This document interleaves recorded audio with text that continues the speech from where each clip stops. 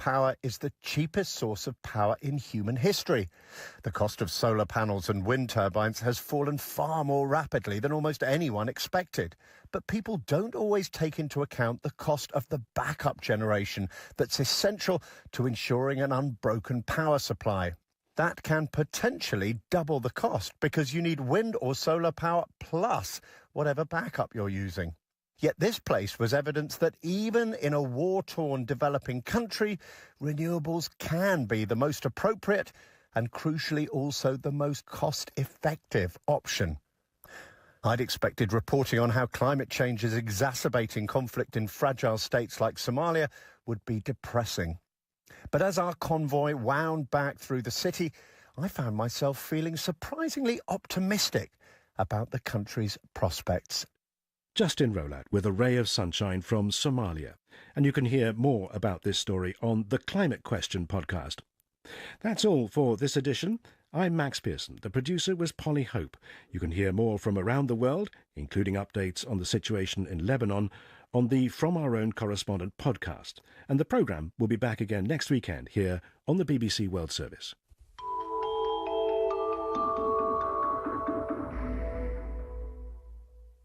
That was the BBC programme From Our Own Correspondent. I'm Saroja Coelho. Have a great day.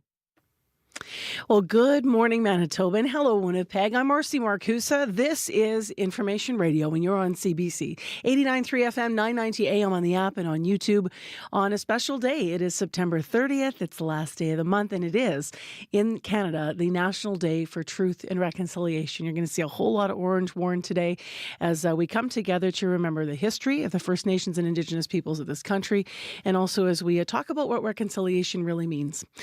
Person to person, human to human, and also, of course, as a nation. So stay tuned. We have some special programming ahead. This morning in Winnipeg, it is windy out there. We've just had these gusty winds shaking the windows and bending the trees. That's going to continue. Winds will be south today, 50. Gusting to 70 km per hour, and that's going to stay with us throughout the morning. Our temperature today is actually going to fall, so we'll fall to about 12 degrees this afternoon in Winnipeg. Let's say good morning to the team. Corey Funk, good morning. Corey is our director for the show and also will be on air covering the commute. Good morning to Abby Adiyemi, who is our technical producer behind the controls, and Abby will cover the weather on air. And good morning to our YouTube producer, Kevin Nipatebo. Ooh, Kevin's got like a full bird or eagle going with his hands this morning. He always surprises us with how he's going to say hello. Although you got to lean your face in sometime, Kevin. Show him your smiling face. Right now it is 2 minutes to 6 o'clock. Let's get into what's happening in the news today. Here's Heather Wells. Good morning. Well, today is the first provincial statutory holiday to mark the National Day for Truth and Reconciliation, also known as Orange Shirt Day. It has been a statutory holiday for federal workers since 2021, but this year Manitoba joins BC, Prince Edward Island, the Northwest Territories, Nunavut, and the Yukon. We're going to hear more about that throughout the day. As well, more than 60 survivors of the Assiniboia Residential School gathered for a reunion in Winnipeg yesterday. Margaret Mercer was there. She calls the reunion an important part of her healing journey. I'll be back with more Manitoba news at 6:30. All right. Thanks very much, Heather. You're welcome. Well, coming up today, because it is National Day for Truth and Reconciliation, we have a special, actually, 3-part interview that we're going to roll out. It is with an Anishinaabe local father and son about how far we've come in nearly a decade since the 94 calls to action were released. And we'll look at that through the lens of their different generations and also through the lens of their Manitoba family. So stay tuned for that and much more. Right now, though, it's time for World Report. Today on Q. Dr. Shirley Chichu is one of the most prominent voices in Indigenous film and theater history, and she has a lot to say about the term residential school survivor. She prefers residential school warrior. We fight this every day of our lives. She'll be here to tell you why and the healing you can find in the arts. Q with Tom Power, this morning at 10:30 in Newfoundland, and on CBC Listen, or wherever you get your podcasts. This is World Report. Good morning, I'm Martina Fitzgerald. Hamas says its leader in Lebanon is dead. The Palestinian militant group says Fatah Sharif Abu Alamin was killed in an Israeli airstrike in the southern city of Tyre. Hamas says the strike targeted his home at a Palestinian refugee camp. To the north, in Beirut. The Popular Front for the Liberation of Palestine says 3 of its leaders were killed early Monday in a strike in the central Kola district. Our reporter Sasha Petrusik is in Jerusalem. Sasha, what can you tell us? Well, there have been quite a few strikes yesterday and today. The Lebanese officials are saying that that a number of casualties, up to 100 yesterday, in different parts of the country. So that part has been ramping up. I guess most prominently, we have had strikes against a number of militant leaders, militant officials.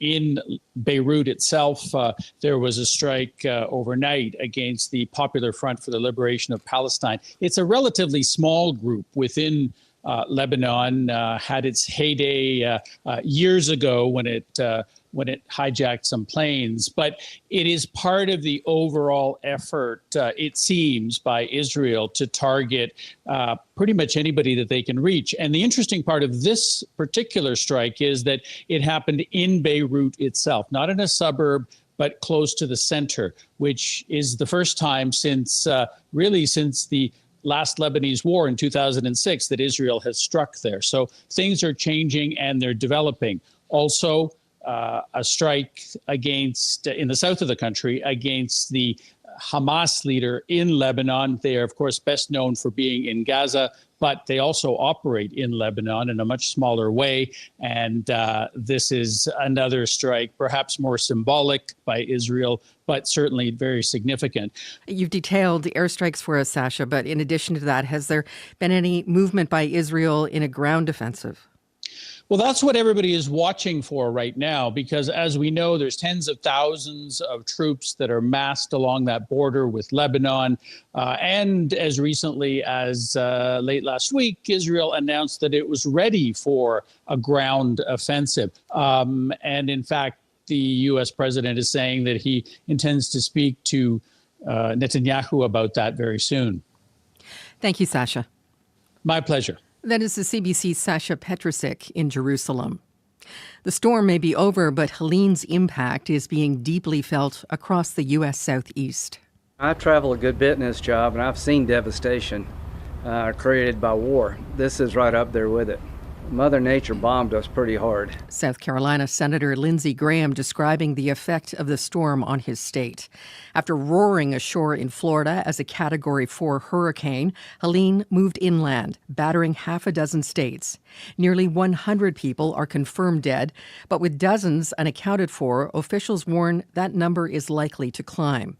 And the cleanup is immense. Richard Madden is tracking developments for us. Richard, what's the latest? Yeah, well, in some areas, the flood waters are still raging, and there are some 2 million without food, power, and fresh water in the region in the aftermath of Hurricane Helene. Now, this massive storm tore through Florida and up to the Carolinas late last week, leaving behind a huge path of destruction along the southeast, with the western part of North Carolina among the hardest hit. Now, many roads there are still washed out, isolating towns from getting badly needed supplies. Governor Roy Cupper says help is on the way soon, but conditions are dire. People are desperate for help, and we are pushing to get it to them. A massive effort. Many people are cut off because roads are impassable. They don't have power or communications. Now, the urgent search and rescue mission for survivors continues. Crews are in the air and patrolling the water, but authorities appear to be working against the elements. The forecast there calls for more heavy rains, which is slowing down their efforts. Now, Richard, the U.S. election is just about 5 weeks away. How is this crisis likely to play out during the campaign? Well, it's since become an issue. After all, North Carolina and Georgia are critical swing states. Vice President Kamala Harris cut her campaign swing through Nevada short to get briefed by FEMA officials here in D.C., while former President Donald Trump blasted the Biden administration's response to the storm and plans to visit Georgia later today. Thank you, Richard. Thanks. The CBC's Richard Madden in Washington. The United Kingdom is about to become the first major country to end its use of coal energy. It's shutting down its last plant today, ending almost a century and a half of coal power. As Julia Chapman reports, it's a big step toward reaching Britain's climate goals. Britain opened its first coal-fired power station in 1882. Today, it closes its last. The plant in Ratcliffe-on-Soar in central England has been operating for 57 years and still employs 170 workers. We've done the nation proud when we were needed, but it's time to move on. Richard Montgomery has worked at the power station for 43 years. When I first started here in 81, and there was 850 people. It was just a busy place to be. Coal is the most polluting form of energy production. Its use peaked in the 1980s, when it generated 80% of the UK's electricity. But last year, coal only accounted for around 1%. The UK is the first G7 country to reach this point. Canada is aiming for 2030. Bryony Worthington is the founder and chair of Ember, an energy think tank. The UK has lent into its natural advantages, which is we have a huge amount of wind, and we have geography for hydropower, and we've got world-class nuclear engineers. The UK government wants to produce all its electricity cleanly by 2030. It's not on track to meet that goal. But even so, climate campaigners say today is a major milestone in the country's green ambitions. Julia Chapman, CBC News, London. This is the National Day for Truth and Reconciliation, also known as Orange Shirt Day. September 30th has been a statutory holiday for federal workers since 2021. All three territories, along with British Columbia and Prince Edward Island, also consider it a holiday. And this year, as Karen Pauls reports, Manitoba can be added to that list. Orange Shirt Day should be a statutory holiday. One of the first things Manitoba's new NDP Premier Wab Kinew did last year after being elected was to introduce a bill making the National Day for Truth and Reconciliation a provincial stat holiday. So that every child in Manitoba can participate, including those kids whose parents work in provincially regulated workplaces. Very busy this time of the year. Some Manitoba business owners, like Michelle Cameron, were giving their staff the day off anyway. She's glad it's now mandated. Take a minute and reflect on what this day means to us as Indigenous people.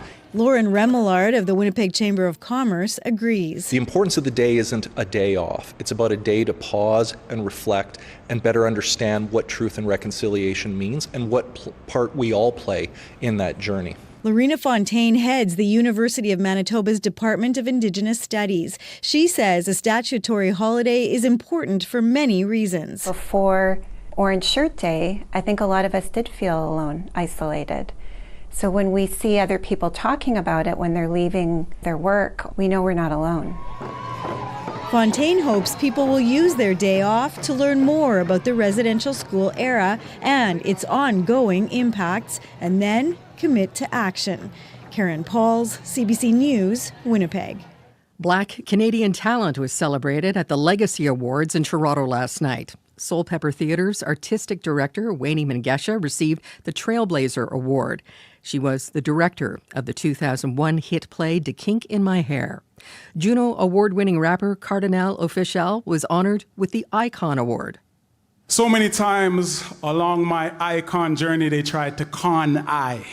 They made me think that kids who lived in Flemo, Scarborough, Oakwood and Vaughan, Brampton and everywhere in between couldn't give a daps to Jay-Z, share stages with Bounty Killer, share a laugh with Dave Chappelle, perform in front of the royal family, perform for Nelson Mandela, do the tatty while holding the Olympic torch. But boy, I did it. The gala also paid tribute to Olympians, including Canada's men's relay team, which won gold at the Paris Games this past summer. And that is the latest national and international news from World Report. I'm Martina Fitzgerald. This is CBC News.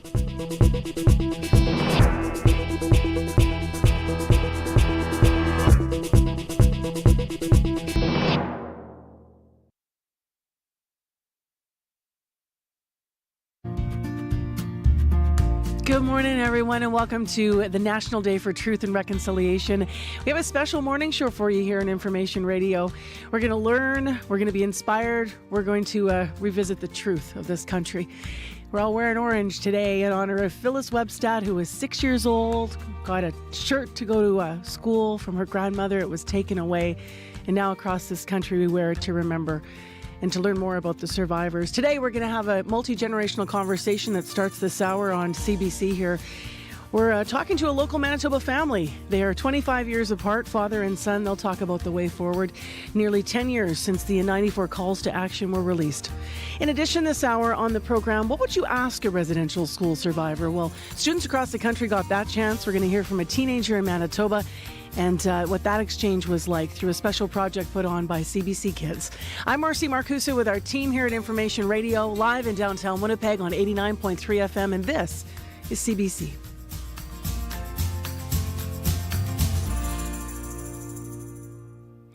Heather Wells is in this morning with our headlines to get our day started here at 6:11. Good morning again, Heather. Good morning.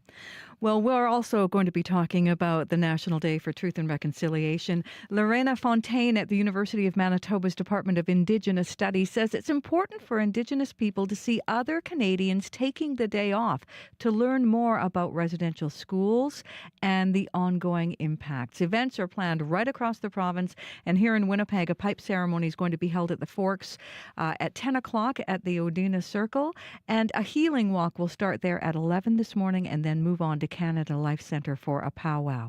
Now, students at a school in Poplar River on the northeast side of Lake Winnipeg are reflecting on this Truth and Reconciliation Day. Teachers had younger students color and make posters. Some older students wrote essays. A 19-year-old educational assistant, Helene Bruce, says it's important that they learn more. She says her grandparents attended residential schools, and she still feels the trauma they faced. She hopes it gets better for younger generations. I'll be back with more Manitoba news at 6:30. All right. Thank you, Heather. You're welcome. Well, I just want to mention our Facebook questions here. People are already weighing in, but we're asking this morning two things. The first thing is we're asking you to show us your orange.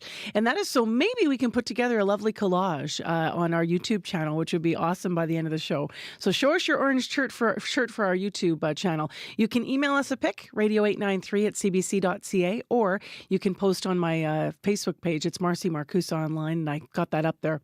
Also, we're asking you how you're going to spend the National Day for Truth and Reconciliation and where you see reconciliation and action in our province in Manitoba. So if you want to post there, you can. Right now, let's get into our weather forecast for what today's going to be like for the various events. Good morning, Abby.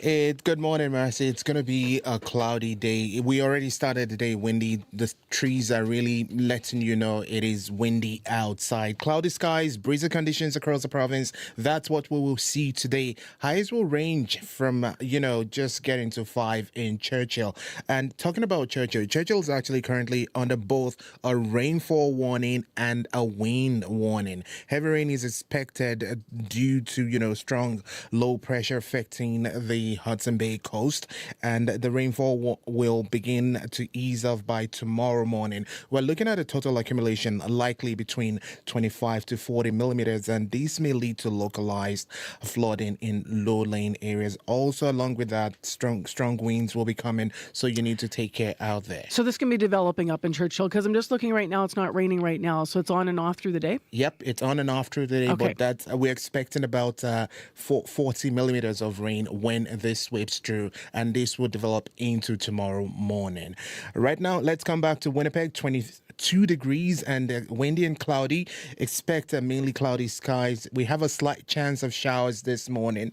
It will become breezy as the wind shifts from the south to the west, and temperatures will only drop to 12. We're not going to climb this morning. We're just going to drop to 12 by the afternoon period. Just a chance of showers this morning, breezy conditions, and we're dropping to 12. All right. Thanks, Abby. Thank you. Corey Funk, the commute, anything to pay attention to today? At this point, no major issues out there. Do keep in mind that there is going to be that healing walk happening today, starting at the Forks at the Odina Circle, and then it's going to start walking at 11 a.m. from the Odina Circle to RBC Convention Center. I know Heather mentioned that earlier, so that may at least as I know, there's no talk about entire streets being closed at this point. Watch for people though. Yeah, crowds. watch for people though. Yep. Exactly. So just be careful looking out there. But if you do see something else going on out there, give me a call on the CBC commuter line. That number 204-788-3093.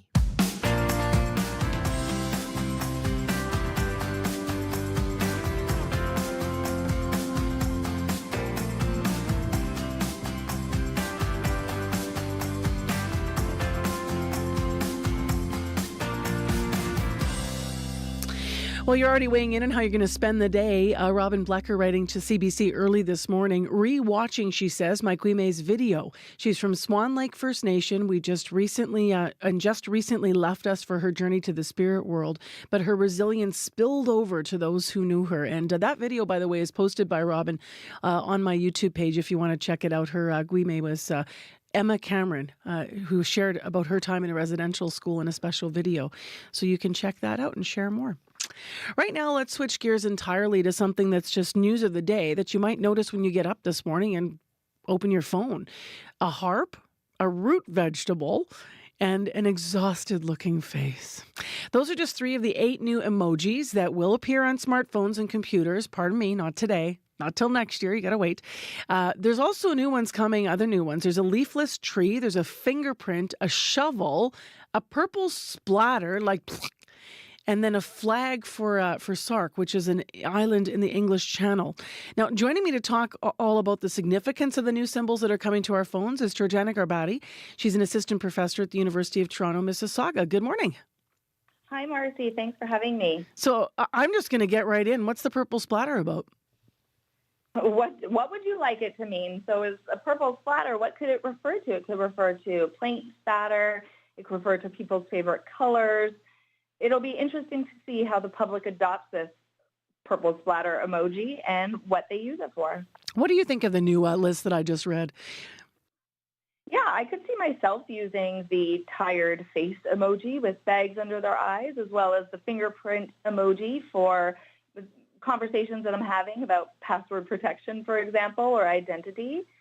The leafless tree is interesting as well. The intention there was to indicate awareness for climate change.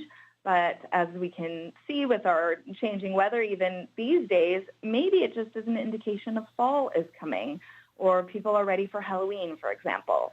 I'm looking at them now for people that are listening to the show, but also watching it maybe on our YouTube channel. Kevin's got the whole list of them up there, little faces. The bags under the eyes tired guy, almost like he's tired, but if you actually look at it, he also looks just kind of unimpressed. Yeah, I think that might come up in the conversation, right? Various ways to use that one as well. How did they get chosen? That's a good question. So there's an organization, a nonprofit organization called Unicode Consortium that oversees the production, development, approval of emoji. And the public is open to submitting proposals as they want new emojis to be created. And the consortium looks at these proposals and determines the feasibility, the interest, the distinctness, the possibility for one emoji meaning multiple things. So through these proposals, the Unicode Consortium makes decisions about what is created or should be developed. I love the radish, but I mean, in Manitoba, we've got lots of radishes. And to me, root vegetables feel like they could represent a lot. And is that a harp that I'm seeing? That's a harp. A musical instrument is the harp. That's right. And actually, I love that you said radish because most people are, well, not most people, many people are also calling that a beet. Oh, yeah, sorry, it's a beet. I'm saying a radish. You're not the only one. So there's an instance of a vegetable or an emoji that has multiple meanings already. My Ukrainian ancestors are rolling around in their graves going, how could you call that? It's a beet, Marcy. What do you think of the importance of emojis in 2024 and their significance in how we communicate? Yeah, I think they've gained in popularity and they've crossed over multiple platforms. So from text messaging to social media to chats we might have with colleagues in the workplace, to marketing campaigns, we see emoji, to art world, we see emoji in multiple areas right now. They add a new way where people can communicate, right? So beyond words, their writers and communicators are using emoji in ways that are really personal or of interest to them. Georgiana, thanks for your time this morning. I appreciate it. Thank you so much. That's Georgiana Garbati, assistant professor in the teaching stream in the Institute for the Study of University Pedagogy at the University of Toronto, Mississauga. So we'll be checking out these new emojis on our phones early in the new year. We carry a world of information in our pockets because we want to know. Breaking news that shapes our world. Staying on top of stories around the globe and connected close to home. It's news you can trust, delivered when you want, and where you want on Canada's News app. Now with CBC Radio 1, local and live. Download the CBC News app for free. Time right now is 6:21. I'm Marcy Marcusa. Thanks for joining us on this Monday morning.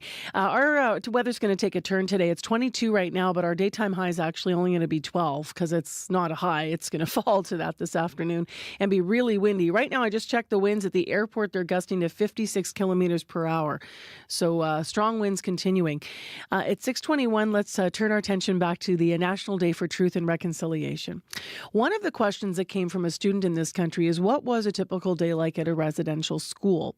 The question was submitted by kids, was one of the questions submitted by a group of kids all across the country, and they came to Doreen Bernard, who's a residential school survivor from Sabea-Nagadi, Nova Scotia. Now, CBC Kids News put out a call ahead of today asking kids to submit questions, and a survivor would answer. So teen contributor Sophia Smoke, who's from Dakota Plains First Nation here in Manitoba, submitted that question and sat down to hear Doreen's story and more. My name is Doreen Bernard. My spirit name is Gesadam Dandali Ulnui, which means she loves her own ways. From Sabea-Nagadi in Mi'kma'ki on the Atlantic coast. I'm a grassroots grandmother. I have 10 grandchildren and a mother of 4. I work with the survivors of the Sabea-Nagadi Indian Residential School. Well, Doreen, I want to thank you for sitting down with me. I have some questions for you today, and I also have some questions from kids across Canada. In just a week, we received more than 200 questions for you about kids who wanted to hear and know your story. I wanted to talk to you about being a residential school survivor. It's a tough conversation. So how do you feel when people ask you to talk about this part of your past?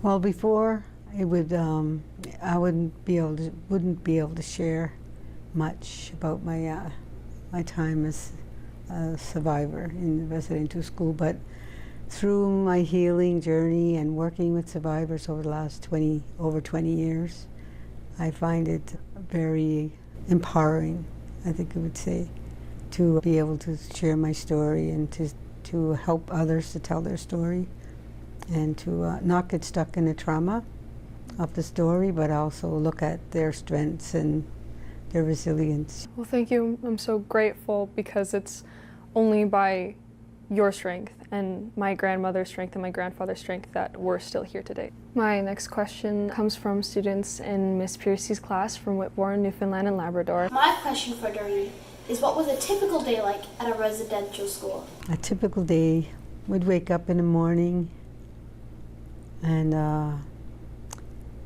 go to church before breakfast, and then we would go down from the dormitory to the refectory to eat, and the boys would be on one side and the girls would be on the other side.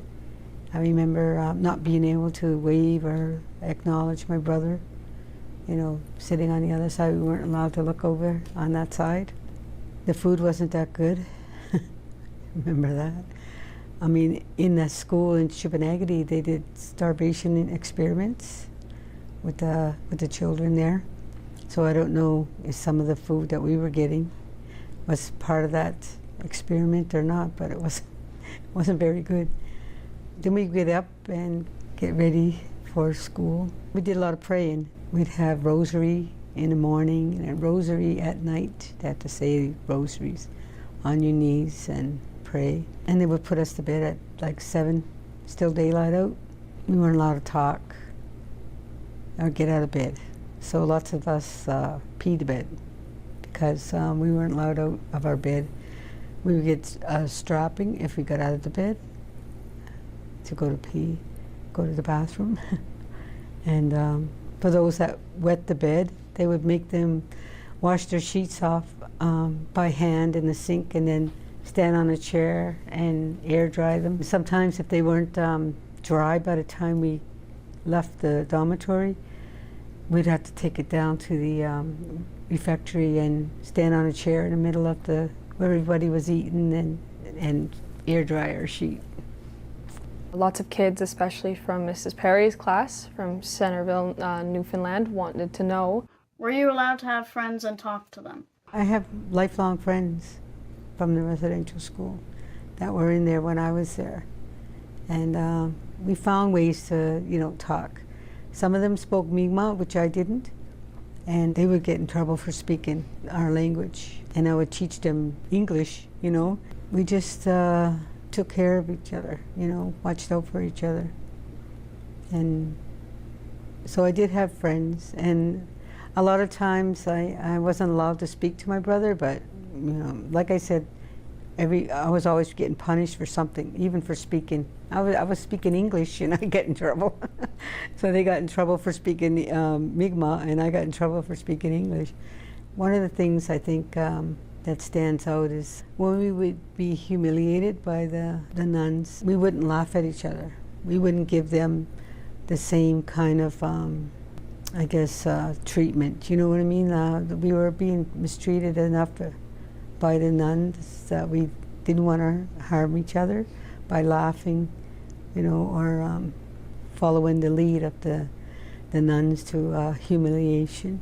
Yeah, so they would look away. They would look away instead. If we were getting a strap, they wouldn't look on. And if we cried, they wouldn't laugh or anything like that. Kind of took care of one another. Didn't give them the same reaction that they wanted. So your time at residential school ended when you were 10. Can you take me back to the last day at the school and what you remember about it? I remember being really rebellious because I knew that we weren't going to go back. And the last day of the school, somebody from the reserve came down to pick us up on June 28th. And we were getting in the car to go to the airport, and Sister Gilberta come running down the stairs, and she said, "Doreen, you forgot something." And she gave me this Bible, and she passed it into the window of the car, and I took it and I threw it, and I told her, "I don't want nothing from here." My sister was really upset, told me, "Don't do that, And I told her, "Well, there's nothing they can do to us. We're leaving this place and never coming back." So there was no harm, nothing they could do. And we left. And that was my last day and last minute at that school. That's what I remember. That was Doreen Bernard, a survivor of Shumanakity Indian Residential School, speaking to CBC Kids News contributor Sophia Smoke, who is from here in Manitoba. She's from Dakota Plains First Nation here.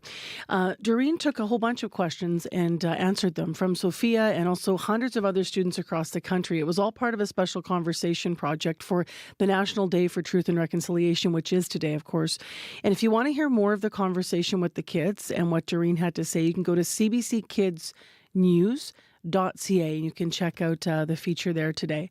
Of course, it is a day where we're going to hear from a number of survivors. We also are going to hear education and how the next generation is being educated, and also how people are finding reconciliation in their own families and communities in the country. So if you have something to share with us, we would love to hear from you this morning. So you can call us on our listener line at 788-3205, 788-3205. You can also write to us on Facebook throughout the morning, and that's on my CBC Marcy Marcusa page, which you'll find on Facebook, and during the show it acts as a show page. Still ahead on the program this morning, in addition to the regular news of the day, and we have business news coming up after 6:30, we are going to be hearing part one of a special three-part conversation that will roll out through the morning with a Manitoba family. They are First Nations, father and son, and we're going to hear how far that they say we have come in the nearly a decade since the 94 calls to action were released. Both father and son from different generations, one in their 20s, one in their 50s, or just 50, the dad is.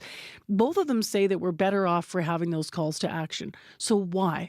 How have they played out in their lives here in Manitoba and as First Nations people across the country? So we're going to hear that coming up in part one. Right now, though, it's time for your CBC Winnipeg News. This is CBC News. Good morning. I'm Heather Wells in Winnipeg, and that wind is blowing in a bit of a change. Summer is over on this last day of September. Our temperature today actually is going to fall below normal to 12 this afternoon, and that wind isn't letting up at all, although it is changing direction. It's going to come at us from the west by about noon today with gusts to 70. Well, today is the first provincial statutory holiday to mark the National Day for Truth and Reconciliation, also known as Orange Shirt Day. It has been a statutory holiday for federal workers since 2021, but this year, Manitoba joins BC, Prince Edward Island, the Northwest Territories, Nunavut, and the Yukon. Lorena Fontaine is head of the University of Manitoba's Department of Indigenous Studies. She says it is important for Indigenous people to see other Canadians taking this day off to learn more about residential school era and its ongoing impacts. Before Orange Shirt Day, I think a lot of us did feel alone, isolated. So when we see other people talking about it when they're leaving their work, or we hear people talking about it on the streets, we know we're not alone. In Poplar River First Nation, students are reflecting on the impacts of residential schools. The Fly-In community has 400 students from nursery to grade 12. Younger students colored and made posters. Older students wrote essays on the importance of this day. They have previously heard survivors share their experiences. Grade 11 student Nancy Sanderson says hearing those stories helped her understand the trauma caused by the residential school system. I'm just happy that they are able to tell us what they went through, and I'm happy that it's not around anymore. And here in Winnipeg, more than 60 survivors of the Assiniboia residential school gathered for a reunion yesterday. Margaret Mercer says she came to Winnipeg from Cross Lake as a young girl. It was something I don't want to go through again. As a little girl, you were just lost, not knowing where you were coming to.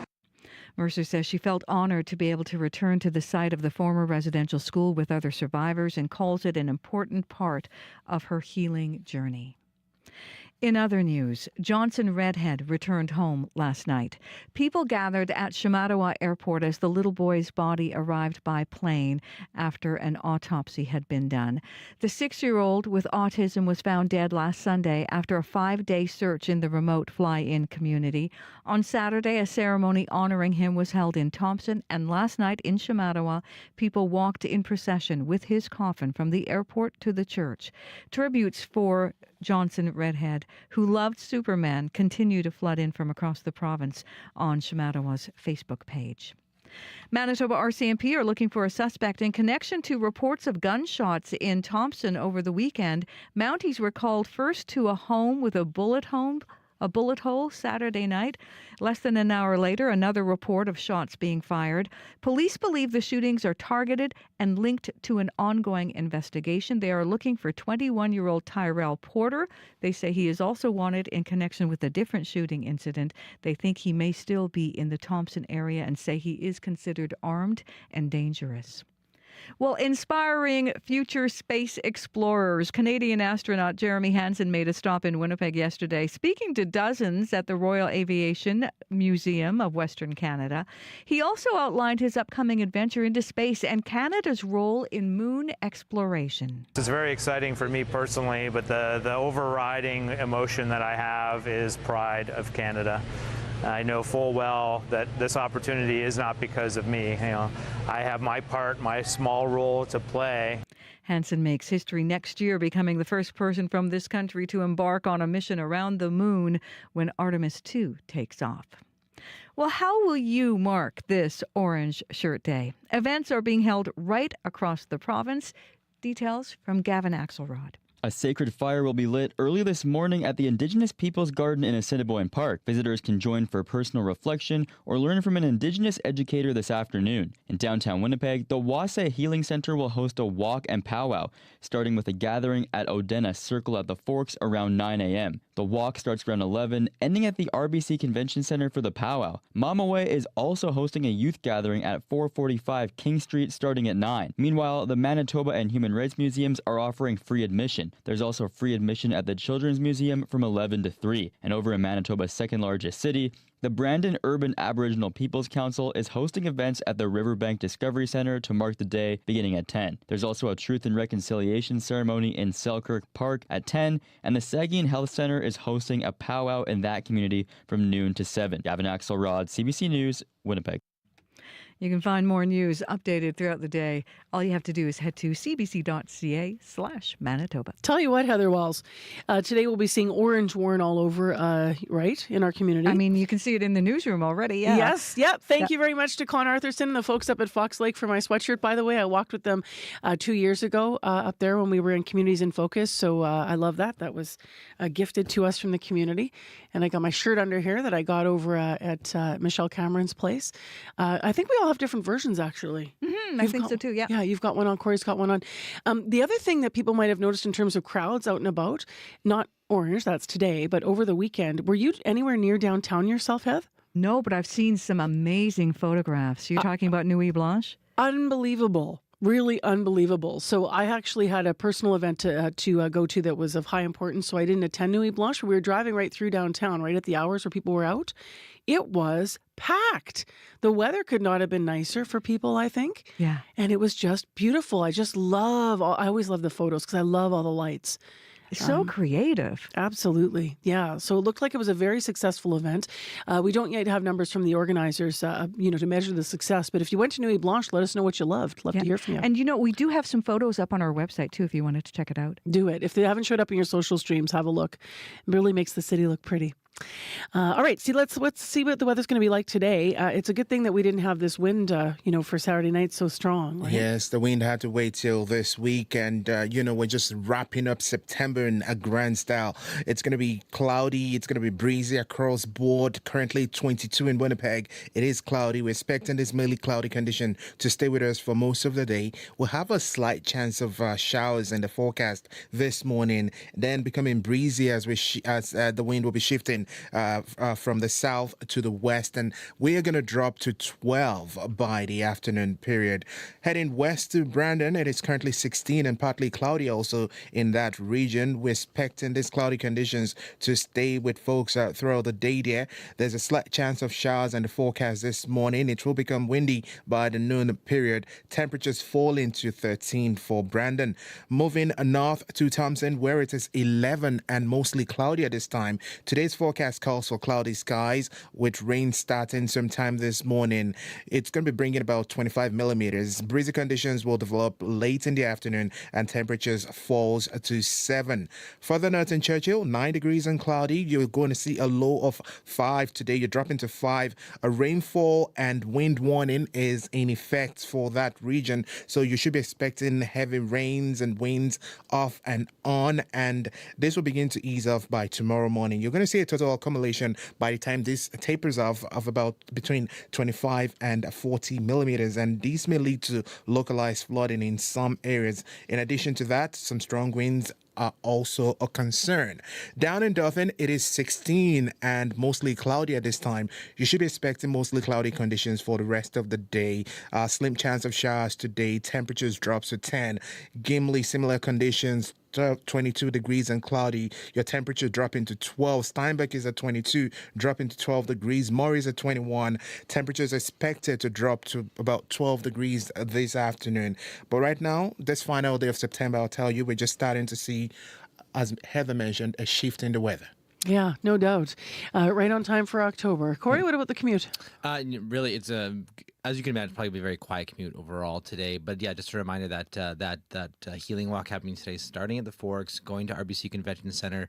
There may be more people on the streets than normal if you are driving down Portage in particular or downtown. Just heads up there. If you do see anything else going on, though, give me a call on the CBC commuter line. That number to call, 204-788-3093.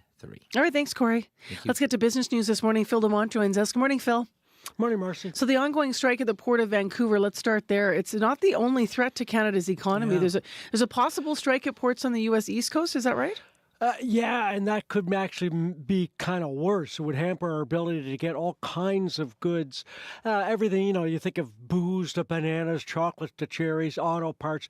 A bunch of stuff goes through, especially those East Coast ports. Now, we'll find out tomorrow because 45,000 longshoremen, they unload and load everything at 36 American ports from Maine to Texas. That's where the strike's going to happen.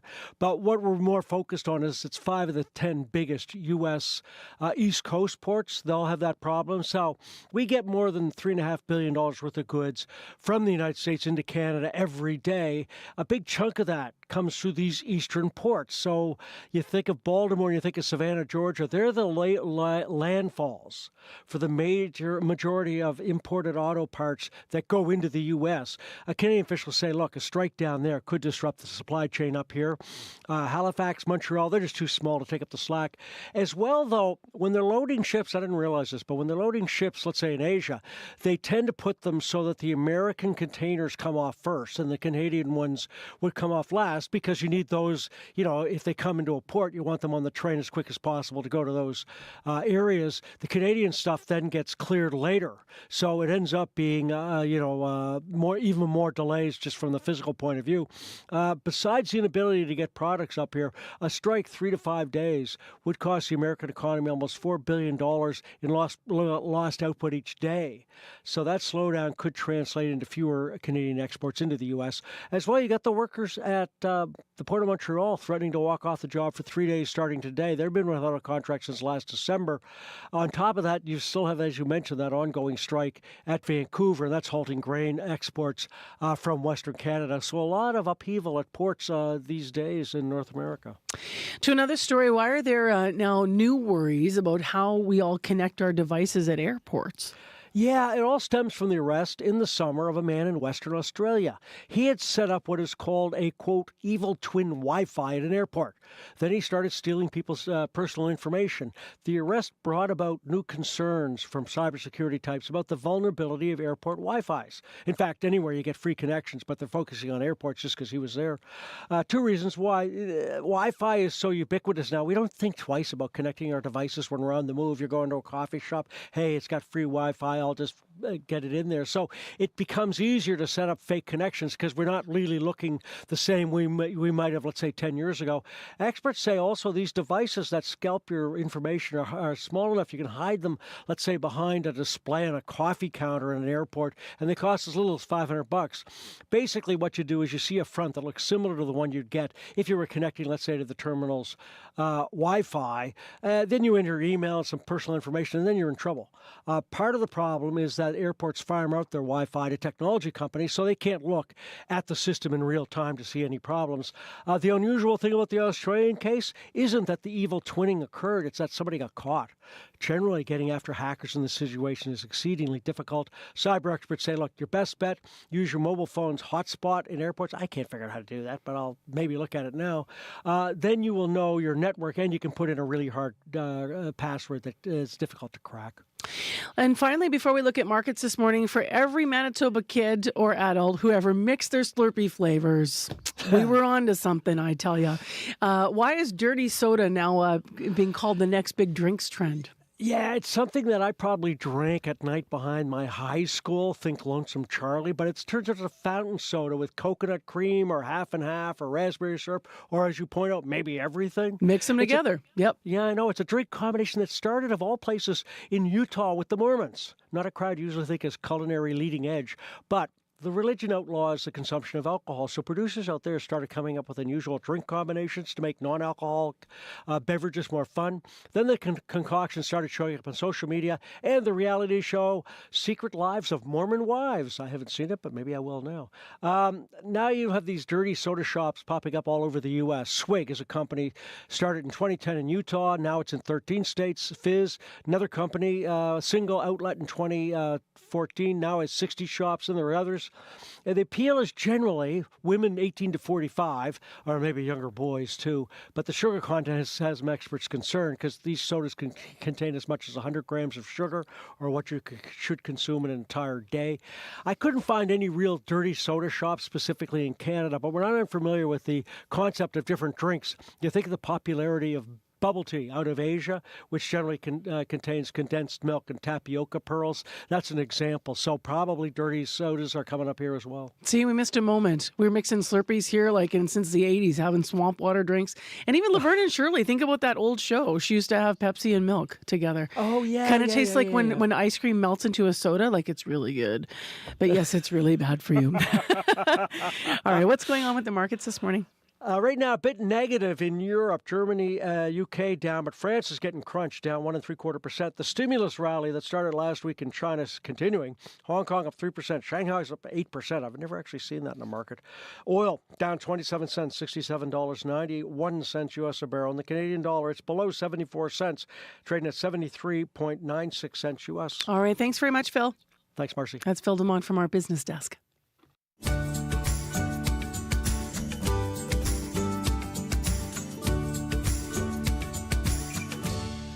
It is 6:45 a.m. on 89.3 FM, 990 a.m. on the app and on YouTube this morning. Hi, everybody. It's 22 in Winnipeg. Our temperature is going to fall to about 12 this afternoon. Windy again, chance of showers, kind of a blustery day by the end of it. Coming up in the next hour of the program, on this National Day for Truth and Reconciliation, we're going to talk specifically about Indigenous language revitalization. CBC reporter Colleen Underwood is going to talk about some of the efforts that are underway all across Canada as she looks at the landscape for what languages are still they're most concerned about in terms of loss and where headway is being made in teaching and reclaiming language. We have music as well up next from an artist who is looking forward to November 10th because Brandon Roots musician Mitchell McCoons is up for a handful of awards in November at the 2024 Manitoba Country Music Awards. His music reflects his Ojibwe heritage, and here he is with Courage.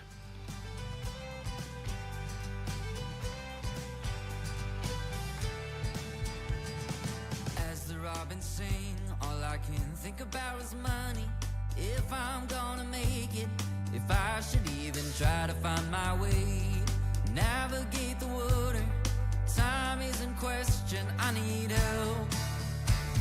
Creator, give me courage, cause I'm scared as hell, everything keeps changing, I'm unsure of myself, don't know where I'm going, but I know just what to find, looking for a little piece of mind.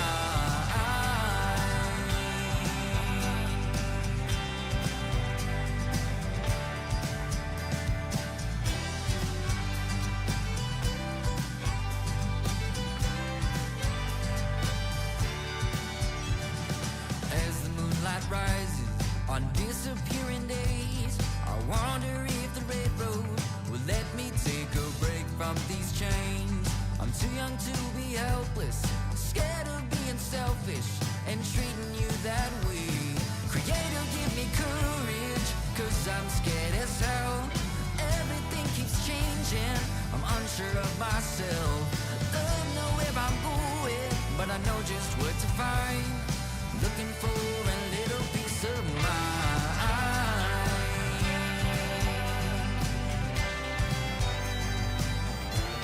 A little piece of mind.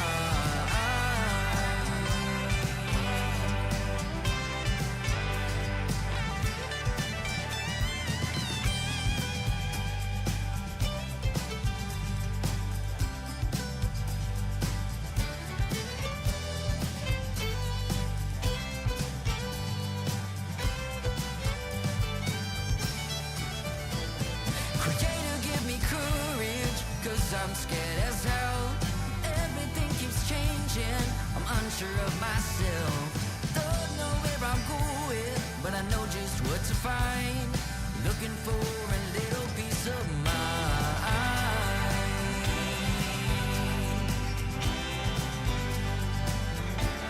a little piece of mind.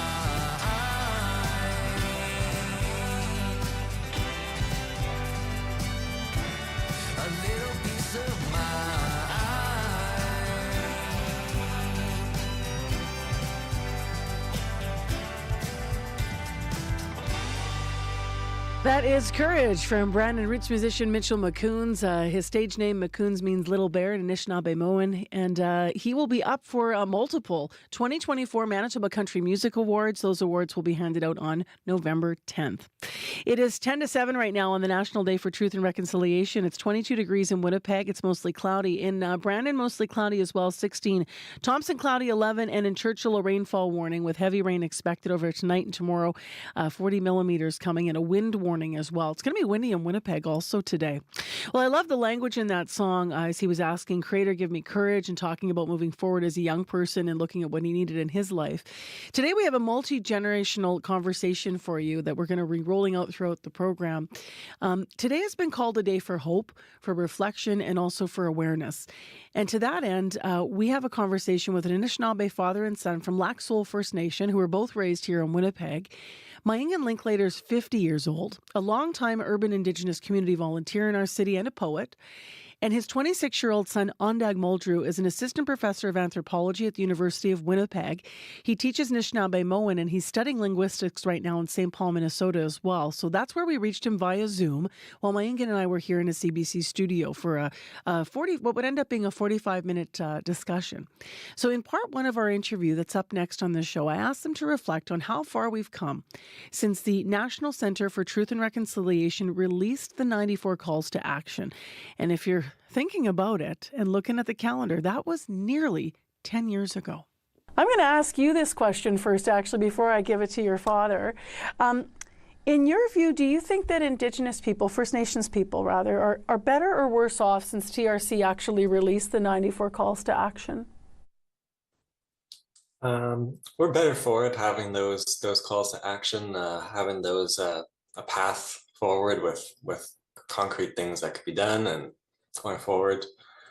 And we've seen a little bit of it brings awareness to those issues, and we've seen it's a little bit of progress on that as well. So we're better off for that. And over the past 10 years, people have been working, First Nation people and Canadians towards that, and also things outside those calls to action as well. So things are moving forward. What are your thoughts, Mayangan? I think there's been a huge fundamental shift in terms of how people are perceiving how we can live together as neighbors, especially I think with respect to Indian residential schools and its impacts and the after effects of living with the Indian residential schools and its effects on post-trauma within the Indigenous community. So where are you feeling that? Like, I'm wondering when if we're better to have the calls to action there, are there examples in your, the walk you walk in your own life in Manitoba where you feel, oh, I can feel the impact and an improvement for having those, discussions and such now? I believe that there's work towards systematic change internally within different institutions. Definitely at the educational post-secondary institutions that I've come into contact with. Do you think that those changes that you're seeing in institutions and systemic changes are because there's that sort of measurement there, saying, hey, you have to do this, or this is the call to action that actually has impact in your view in reality? I think there's work towards that, and definitely it's been a huge change from the 1990s. I think, when you had Mayor Glenn Murray actually talking about creating like an Indigenous table, that was unheard of back in the day. When I come back to Winnipeg, or I bring people from outside of Winnipeg, it's really strong just to see the impact or the visibility that we have now, and also when it comes to just our people being there and being visible, and different organizations that are there. It's powerful to see that. It's not always in other places. What does truth mean to you in the context of this conversation as a 26-year-old First Nations man? Yeah. For me, I think the most important part is the history, and I think that the awareness of the history, I think that's one of the strongest impacts that it's had, as people are really more aware of that impact of the history with the residential schools. What are the treaties? That's been really strong. So that's really the main pillar of the truth part. And Mayangan, how about for you? What does truth mean for you in this context? Definitely, truth to me means just understanding that this has happened, And people, and again, the Canadian settlers need to understand that, Indian residential school has happened. It was genocide. And, they need to understand that. I think that really establishes a firm foundation. But is it reaching the dinner tables here? Is it reaching the community? Is it reaching when we're out? It's a tough conversation for Canadians to understand. And I think just having the opportunity to say, it was genocide, then from there, let's continue that path forward with respect to reconciliation. And the framework for that is the Truth and Reconciliation recommendations. Certainly, it is a tough thing for Canadian settlers to think about. Because, for the most part, they haven't been living with the effects. Our communities have had to live with generations of Indian residential schools, and it's been a matter of life for us. Is that conversation different in your generation, Ondag? Just because, we've got like almost 25 years between the two of you, and I obviously can relate to what your father's saying because we're the same age in terms of that learning and coming to terms with almost and really knowing what this is. But is that conversation different among your generation in terms of the acceptance of what happened in this country and the real truth of the history here? Yeah, I can definitely see for Indigenous people my age that's taken for granted now that the history wasn't positive. There's a lot of genocide is included in there, and also just the misunderstandings, and like with the treaties, people are being more aware of that, the importance of understanding the treaties. That's maybe still something that hasn't filtered down or filtered across to non-Indigenous people about the importance of the treaties, or the ways that they're still a strong way forward, and that they've been kind of misunderstood. Like, what does that mean for our rights to hunt and fish, for one thing, or what does that refer to language rights, or that kind of thing is still not out there, because it depends on your area as well. That's part one of my conversation with father and son, Mayangan Linklater and Ondag Muldrew, both from Lac Seul First Nation, but raised and grew up here in Winnipeg. Now, we're going to continue to hear their multi-generational perspectives for National Day for Truth and Reconciliation in the next hour. So stay tuned as they turn to the more personal and talk about their own family outings and experiences in the world. Right now, it is 3 minutes to 7 o'clock, and Heather Wells joins us with news and updates. Good morning. Good morning. Well, this is actually the first provincial statutory holiday to mark National Day of Truth and Reconciliation. It has been a statutory holiday for federal workers since 2021, but this year Manitoba is making it a statutory holiday. We're going to hear from Lorena Fontaine. She's the head of the U of M's Department of Indigenous Studies. She says it's important for Indigenous people to see other Canadians taking the day off to learn more about the residential school era. So we'll hear from her. Also, dozens heard from Jeremy Hansen yesterday. The Canadian astronaut was sharing details about his upcoming adventure, as well as Canada's role in moon exploration and in space exploration, hoping to inspire young people. We'll hear about that in our next local news at 7:30. Thank you, Heather. You're welcome. Well, let's have a look at the weather today. We're going to drop to a temperature of 12 degrees this afternoon. Right now it's 22 in Winnipeg. Winds are going to be south 50 gusting to 70. They're already over 50 at the airport. And I will mention the rainfall and heavy wind warning for Churchill today. So 40 millimeters expected in a system that will move in today and into tomorrow as well. On your morning drive, walk, or roll, it is a stat holiday, but still maintain those slow speeds around schools. And also keep in mind that you're going to have a lot more people on the streets today with the various events we've been talking about for the National Day for Truth and Rec. So be careful out there and give us a call if you see any problems. 788-3093 is the number to reach us on the commuter line. In the next hour of Information Radio, Indigenous language revitalization. CBC reporter Colleen Underwood looked all across Canada at the efforts that are underway to try and reclaim language, and she's going to be in with an update and a special report. Also, the weight of the past and the promise of the future. He's the first generation of his family to live without the residential school system. Now his father hopes that will open up his life to new possibilities. Part 2 of my conversation with a Manitoba family. And how learning about residential schools changed one teenager's life in Poplar River First Nation, and how she's sharing what she's learned now with the next generation as well. Special programming on this National Day for Truth and Reconciliation continues here on CBC. I'm Marcy Marcusa with our team at Information Radio on 89.3 FM. Stay with us. World Report's next.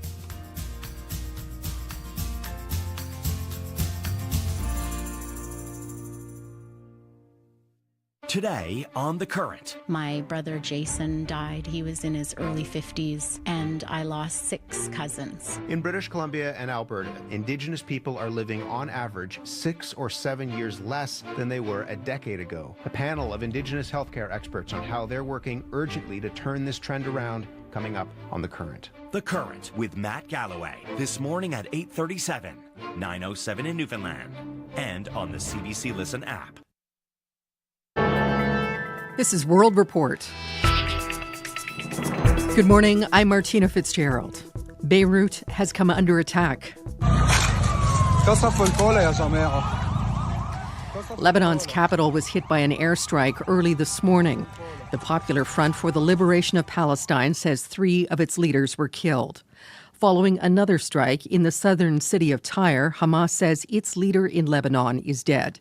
The Palestinian militant group says Fatah Sharif Abdu al-Amin was killed in a strike that targeted his home in a Palestinian refugee camp. Israel's military says it launched several airstrikes overnight. The CBC's Sasha Petrusik is in Jerusalem. Sasha, what can you tell us? Well, there have been quite a few strikes yesterday and today. The Lebanese officials are saying that that a number of casualties, up to 100 yesterday, in different parts of the country. So that part has been ramping up. I guess most prominently, we have had strikes against a number of militant leaders, militant officials.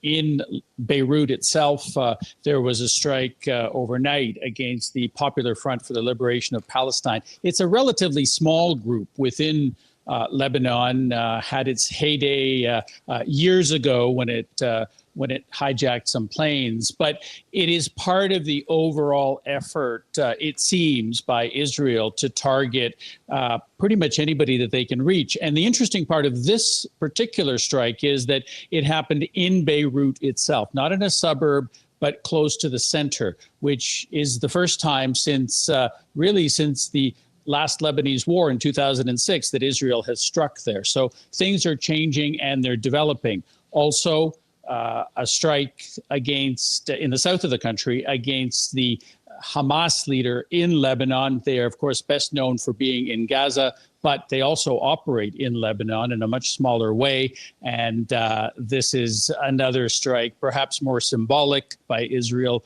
but certainly very significant. You've detailed the airstrikes for us, Sasha, but in addition to that, has there been any movement by Israel in a ground offensive?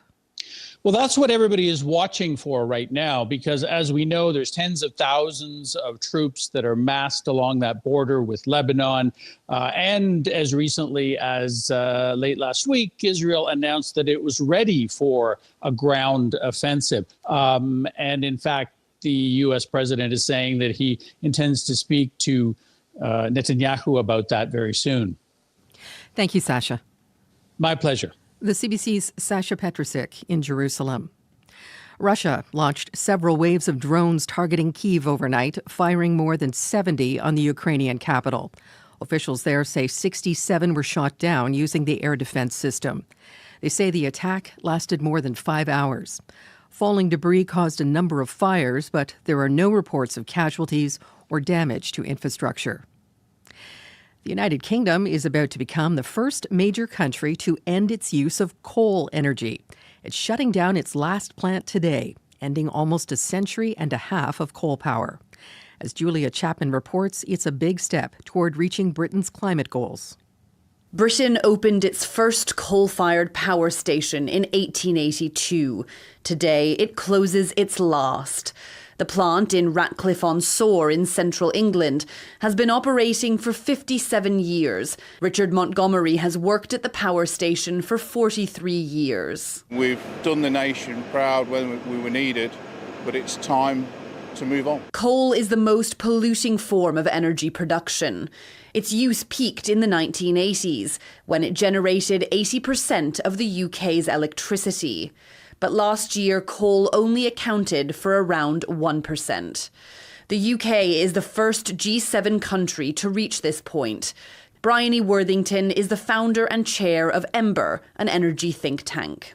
The UK has lent into its natural advantages, which is we have a huge amount of wind, and we have geography for hydropower, and we've got world-class nuclear engineers. The UK government wants to produce all its electricity cleanly by 2030. It's not on track to meet that goal. But even so, climate campaigners say today is a major milestone. Julia Chapman, CBC News, London. Longshore workers at the Port of Montreal have walked off the job. The Maritime Employers Association has confirmed the work stoppage began last hour at 2 terminals. The strike is expected to last until Thursday morning. About 350 workers are involved. Their union says the strike will affect about 35% of container shipments to the Port of Montreal.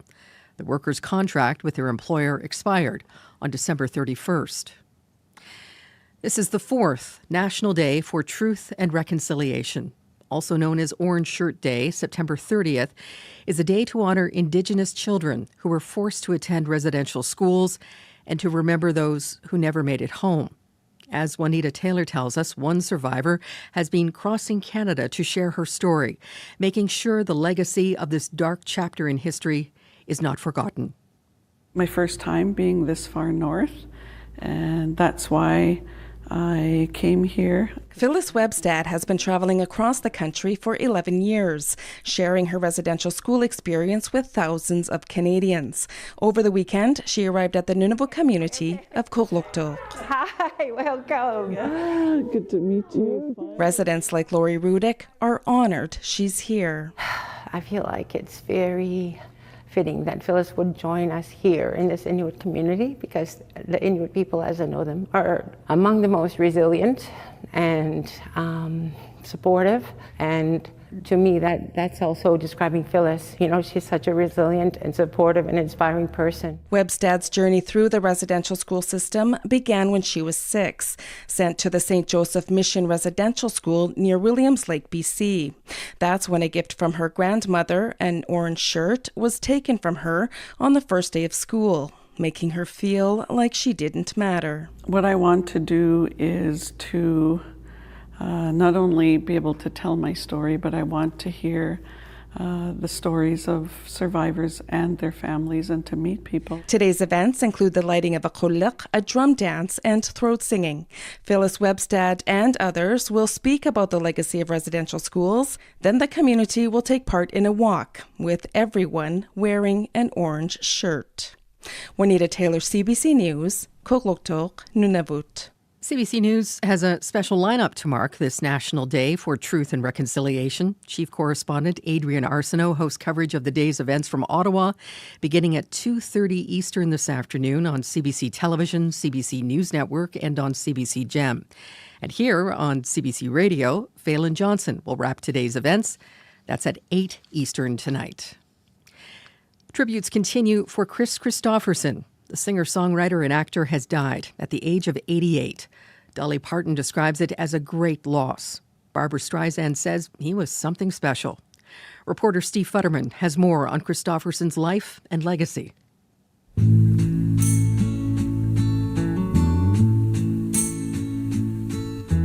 Woke up Sunday morning. He was a poet who matched his words with melodies to create songs that often describe the struggles and despair of simply living. Sunday morning coming down. The struggles that Chris Christopherson sang about were often personal: drugs, alcohol. Initially, Christopherson's songs were mostly performed by others. This Christopherson song became a hit for Sammy Smith. Another Christopherson classic became Janis Joplin's final hit. Eventually, he took center stage, writing and performing. His easy singing style, which now had him telling his own stories, brought an even deeper connection with his fans. Loving her was easier than anything I'll ever do again. And it wasn't only singing. Christofferson became an actor with numerous roles. His most memorable, opposite Barbara Streisand in the 1976 version of A Star is Born. I don't want to do this to you anymore. Today, as millions are celebrating his life, one Christofferson song about a breakup seems most appropriate. Make believe you love me one more time. Steve Futterman for CBC News, Los Angeles. For the good times, I'll get along. And that is the latest national and international news from World Report. I'm Martina Fitzgerald. This is CBC News. I'll be here if you should find.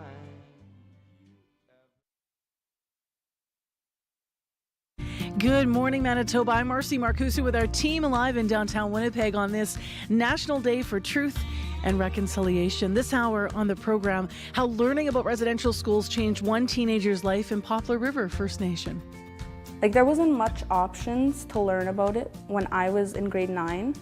Yeah, all we got was textbooks, and whatever you read, that's what happened, but it wasn't entirely true. Now she's teaching the truth to the next generation. Also, speaking of the next generation, we have part 2 of my interview with the local Anishinaabe father and son, reflecting on how their family has been evolving. To know, where we come from, but also that we can go anywhere. Speaking Ojibwe, sometimes he says stuff in the airport or something. Let's go, Majada or something like that. And speaking of language, we're going to get an update on the progress on language behind the language-related calls to action and what advocates say still needs to be done in Canada. I'm Marcy Marcusa with our team here at Information Radio on CBC, 89.3 FM, 990 AM on the app and YouTube. Thanks for being with us. Heather Wells is with us also and here with headlines today. Good morning. Good morning. Well, today, as we've been hearing, is the first provincial statutory holiday to mark the National Day of Truth and Reconciliation. We're going to hear from Lorena Fontaine at the University of Manitoba, who says it's important for Indigenous people to see other Canadians taking the day off to learn more about residential schools. And more than 60 survivors of the Assiniboia Residential School gathered for a reunion yesterday here in Winnipeg.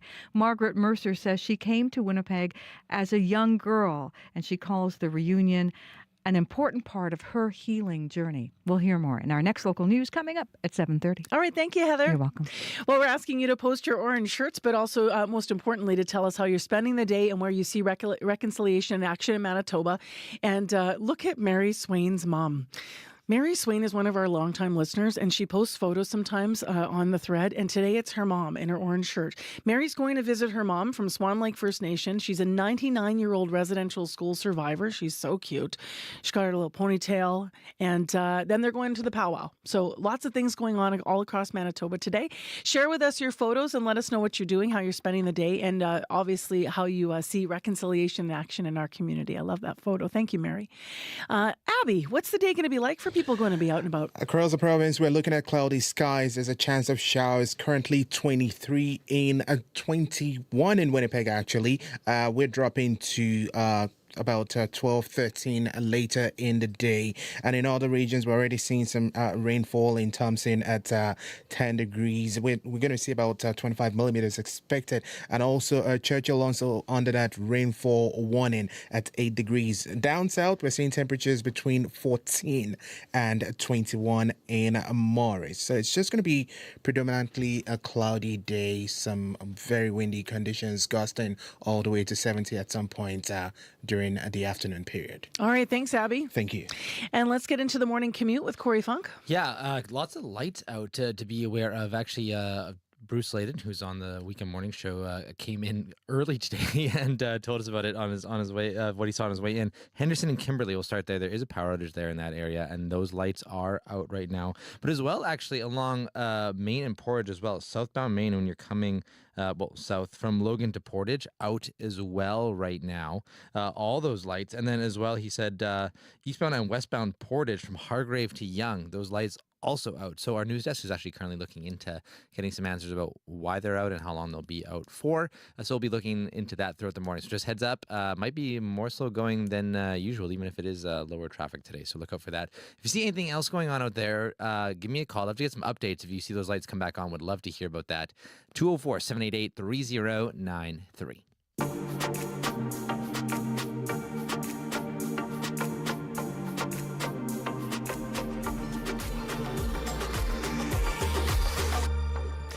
Well, we have been sharing that today is the National Day for Truth and Reconciliation, and it is time for part 2 now of my special conversation with the Manitoba family. They are Anishinaabe father and son from Lac Seul First Nation, both raised here in Winnipeg, and you might recognize their names because Mayangan Linklater is 50. He's a longtime urban Indigenous community volunteer and poet, and of course, Winnipeg is home to the largest urban First Nations population in the whole country. And his 26-year-old son, Ondag Muldrew, is an assistant professor of anthropology at the University of Winnipeg. He teaches language, Anishinaabe-Moan, and he's studying linguistics as well right now down in St. Paul, Minnesota. And language features prominently in the second piece of our discussion here. Mayangan and I were in a CBC studio, and Ondag joined us via Zoom. I'm just wondering, that there's obviously the teaching of the future 7 generations. So when you look ahead and you think about, your son and you think about younger people in the position we're at now, what's the most important thing at the top of the list for reconciliation for those generations to think about? So one of the things that, when we've had discussions with Ondig and I, I've always said, you know what, Age, you are like the first generation to live without the Indian residential school system, or the second without, and having that community, having your parents, having your mom, having your uncles, all kind of supporting him. And for myself, my mother, went to residential schools, and she made the decision for me not to go to a residential school. That being said, I still had to live with almost like the dredges and the effects of that system. So I've always said that, I think, my generation is probably the prototype when it comes to living without the Indian residential school systems. And I think, when we talk about, making sure our children, have that support and they have that example of parents, wanting to provide for their kids in the best that they can do. I think that is what we need to do. It's what you just said is really significant. Mm-hmm. Your son's generation will be the first generation, without the residential school system of impact sort of, Absolutely. Coming down. Yeah. What did it mean for you then to not have that support system? And, how did that impact who you are and affect what you want to give to him? That you weren't able to have because of the history of this country? I've been blessed by an amazing mother. She, has supported her career and myself and our little family unit, along with 2 cats, with, language, with the Anishinaabe language. And she's been able to use that talent and that gift to provide for us. She knew that, living back out in the reserve when we didn't have running water, electricity, or land access, that, she had to move off reserve in order to build that career. And then at the same time, when she did that, she also provided me opportunities to learn about the world. Like, I'm hoping that when AJ is, 90 years old and he's with his grandchildren and their grandchildren, what kind of family do we have? Well, we're a family of adventurers. There's a picture of Gukum, my dad, and myself in front of like the Eiffel Tower, in front of Congress, in front of the pyramids. And yeah, I remember all these road trips we go on and with all of us. And I remember one time you wanted her to tell me a legend. And I think because we broke down on the road somewhere, but then we were sitting there hearing this legend that Kokum was told as a kid, and to know, where we come from, but also that we can go anywhere. Speaking Ojibwe, sometimes he says stuff in the airport or something. Let's go, Majada, or something like that, so we don't get understood. So in terms of the language in your family, which is obviously reclamation of language is a big part of reconciliation, how much Ojibwe do you speak, Ondag? I think I'm getting to be fluent myself. When I started learning, it wasn't really a grand, vision, oh, I'm going to learn the language. It was just something that was fun as a kid, but still, I think it connected with something that I felt I needed. So I just kept doing that, and you know, I got to go with my grandma, so I'm lucky with that. Not everyone has their grandma they can travel around with and go to classes and learn from like that. That's for me what's been really important, and just made me feel so much stronger, because yeah, we're in, I don't know, Staples or something, and you know, not something you associate with Ojibwe language, but then we're talking in there, or yeah, when we're traveling now, we can speak. And I think one thing when it comes to language and culture, and it's like there is a divide, or there's a divide between the language speakers. Let's go do the younger people really want to learn, or it's like, what do we share? What do you share with them? And so that's something to kind of overcome. You know, we're really I guess we're really starving for that knowledge or that connection sometimes as young people. That's the second part of my conversation with father and son Mayangan Linklater and Ondeg Muldrew from Lac Seul First Nation, who are also from Winnipeg. They're both raised here in Winnipeg. We're going to continue to hear the multi-generational perspectives on this National Day for Truth and Reconciliation that's coming up in the next hour. And we also are going to look very deeply in a special report at 7:40 at language reclamation all across the country and where there are efforts underway. So stay tuned for that coming up. Our community. Those who shape this place come from all walks of life. Some of us you hear every day. And others are working hard to make Manitoba a better place. The movers and shakers. The change makers. The people making a difference. And CBC Manitoba is where you'll hear their stories. CBC Winnipeg News at 6. Information radio, up to speed. Radio News. CBC.ca/Manitoba. Watch, listen, experience Manitoba. Well, today we're experiencing Manitoba music, and specifically First Nations artists. So there's new music from Tataskwiak Cree Nation Sebastian Gaskin. We've played it on the show before, but on this National Day for Truth and Rec, this is Sharia Moore on 89.3.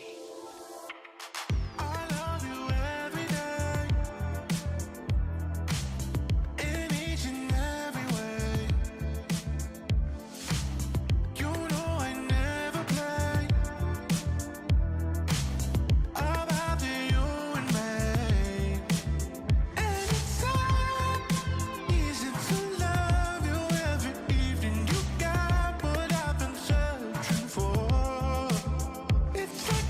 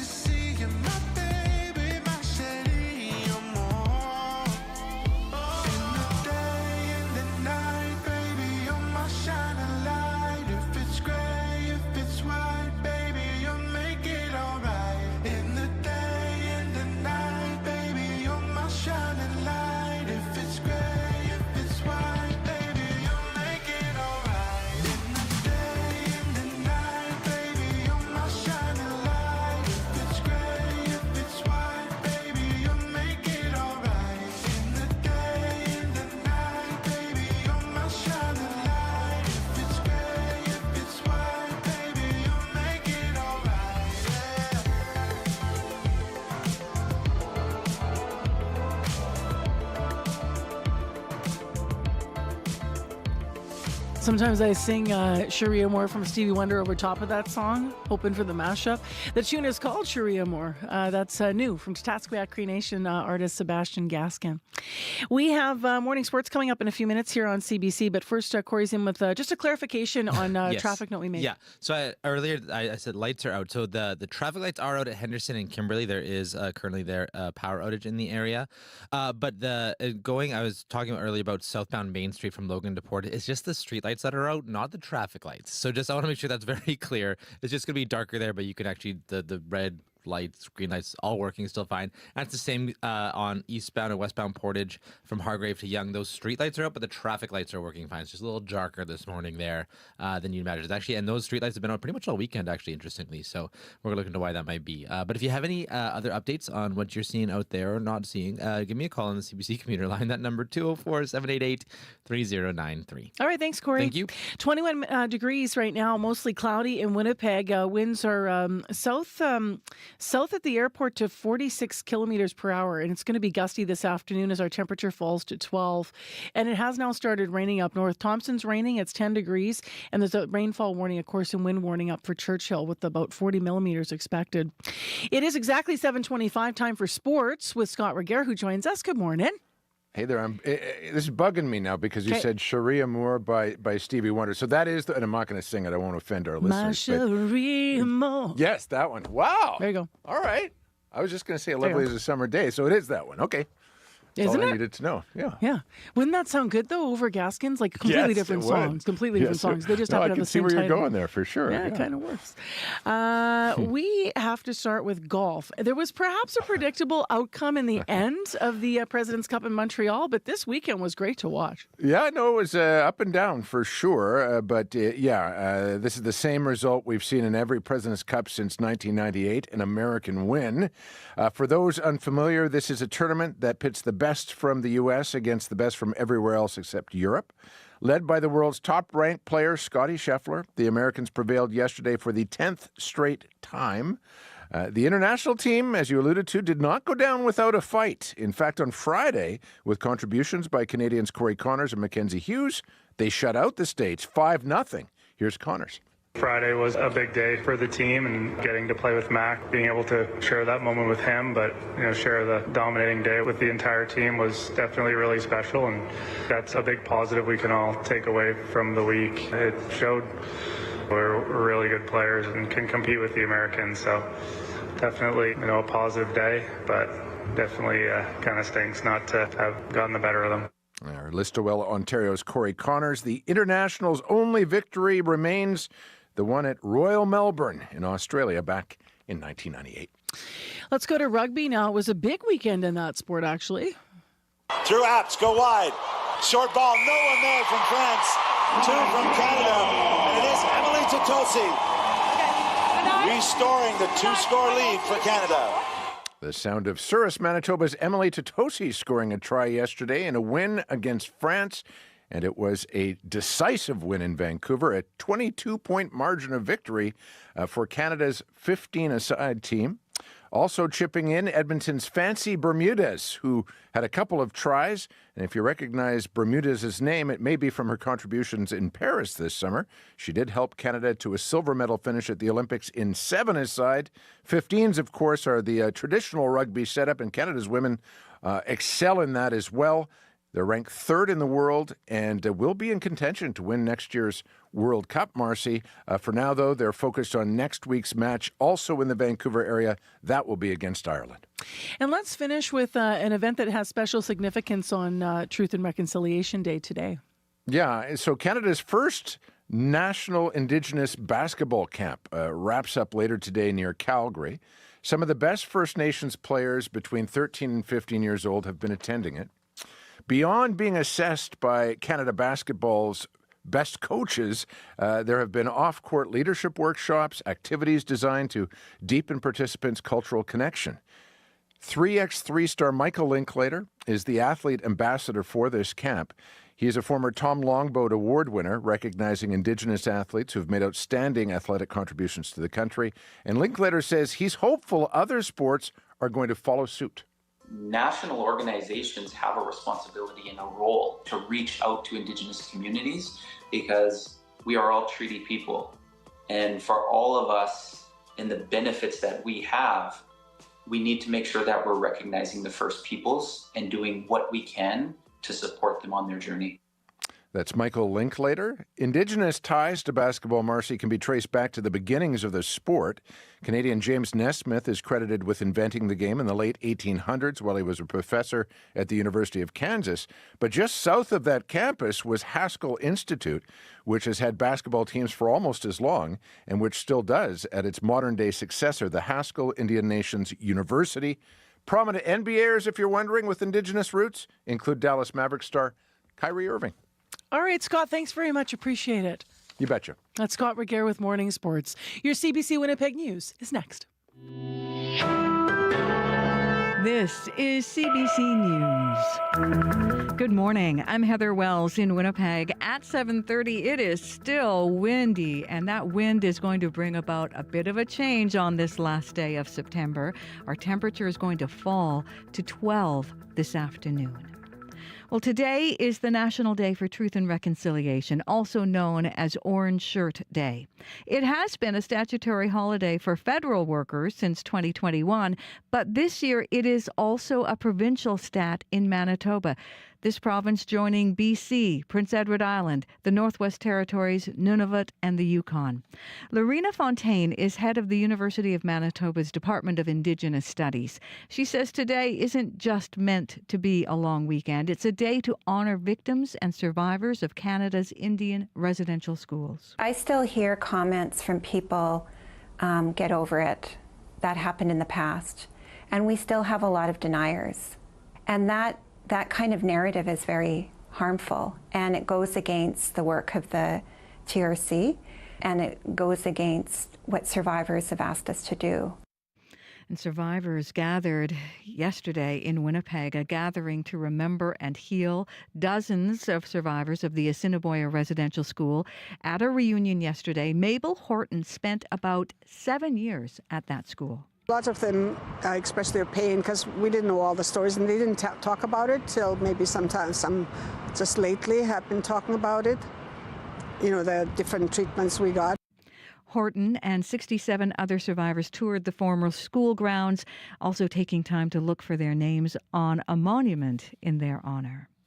Students at a school in Poplar River on the northeast side of Lake Winnipeg are reflecting on this National Day of Truth and Reconciliation. Teachers had younger students color and make posters while older students wrote essays. 19-year-old educational assistant Helene Bruce says it is important they learn about the impacts of the residential school system.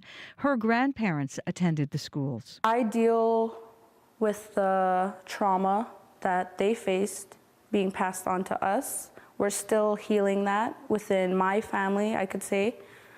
We're not completely there, but I'm hoping for my younger generations that it will get better. Poplar River, a flying community, is home to around 900 people. In other news, Johnson Redhead returned home last night. People gathered at Shamattawa Airport as the little boy's body arrived by plane after an autopsy. The 6-year-old with autism was found dead last Sunday after a 5-day search in the remote fly-in community. On Saturday, a ceremony honoring him was held in Thompson. And last night in Shamattawa, people walked in a procession with his coffin from the airport to the church. Tributes for the little boy who loved Superman continue to flood in from across the province on Shamattawa's Facebook page. Well, longshore workers at the Port of Montreal have walked off the job. The Maritime Employers Association confirms the work stoppage began last hour at 2 terminals. The strike's expected to last until Thursday morning. About 350 workers are part of this latest labor action. The union for them, representing them, says the labor action will affect about 35% of container shipments to the Port of Montreal. The workers' contract with their employer expired last December 31st. Reaching for the stars. Canadian astronaut Jeremy Hansen landed in Winnipeg's Royal Aviation Museum of Western Canada, sharing details about his upcoming adventure as well as Canada's role in moon exploration.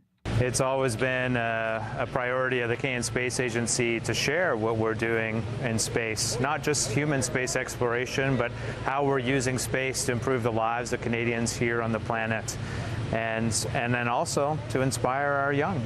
Hansen will make history in 2025, becoming the first person from this country to embark on a mission around the moon when Artemis II takes off. Well, how will you mark this Orange Shirt Day? Events are being held right across the province, some of them beginning right now. Details from Gavin Axelrod. A sacred fire will be lit early this morning at the Indigenous Peoples Garden in Assiniboine Park. Visitors can join for personal reflection or learn from an Indigenous educator this afternoon. In downtown Winnipeg, the Wase Healing Center will host a walk and powwow, starting with a gathering at Odena Circle at the Forks around 9 a.m. The walk starts around 11, ending at the RBC Convention Center for the powwow. Mamawe is also hosting a youth gathering at 445 King Street starting at 9. Meanwhile, the Manitoba and Human Rights Museums are offering free admission. There's also free admission at the Children's Museum from 11 to 3. And over in Manitoba's second largest city, the Brandon Urban Aboriginal Peoples Council is hosting events at the Riverbank Discovery Center to mark the day beginning at 10. There's also a Truth and Reconciliation ceremony in Selkirk Park at 10, and the Saugeen Health Center is hosting a powwow in that community from noon to 7. Gavin Axelrod, CBC News, Winnipeg. You can find news updated throughout the day. Just stay in step with us by heading to our website, cbc.ca/Manitoba. All right. Thank you, Heather Wells. Welcome. So we're asking how you're going to spend the day for National Day for Truth and Reconciliation, and also where you see reconciliation in action in the province. And if you want to show us your shirt, and you've been writing to us and showing us all kinds of things. So all of our shirts slightly different. I know I was mentioning earlier on the show, mine was gifted from the people in Fox Lake when we were up there, and I love it. It's got the little children's footsteps all the way across the front. I always like that part of my sweatshirt. But Liz Kroom wrote into us and said, today we remember the children who attended residential schools, but what are we doing for today's children and future generations? Liz says, my orange shirt asks people to move forward until every child has the things they need. And she's shared a shot of her shirt here. It says, every child deserves clean drinking water, adequate nutritious food, equitably funded education, and timely access to health care. And so if you want to share with us what you're wearing today or what you're going to be doing or where you see reconciliation in action, we'd love to hear from you.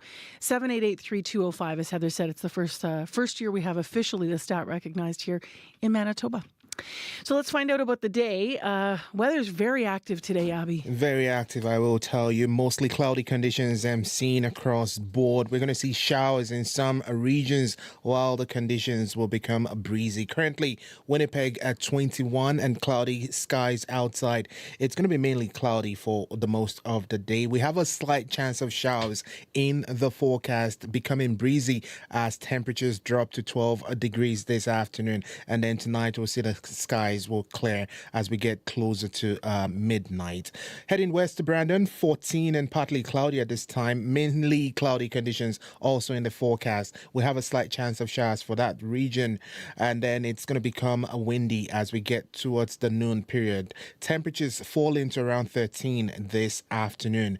Moving north to Thompson, it is currently 11 degrees. We're seeing rain there. This rain is expected this time this morning, off and on. We should see about 25 millimeters of rainfall when this stops.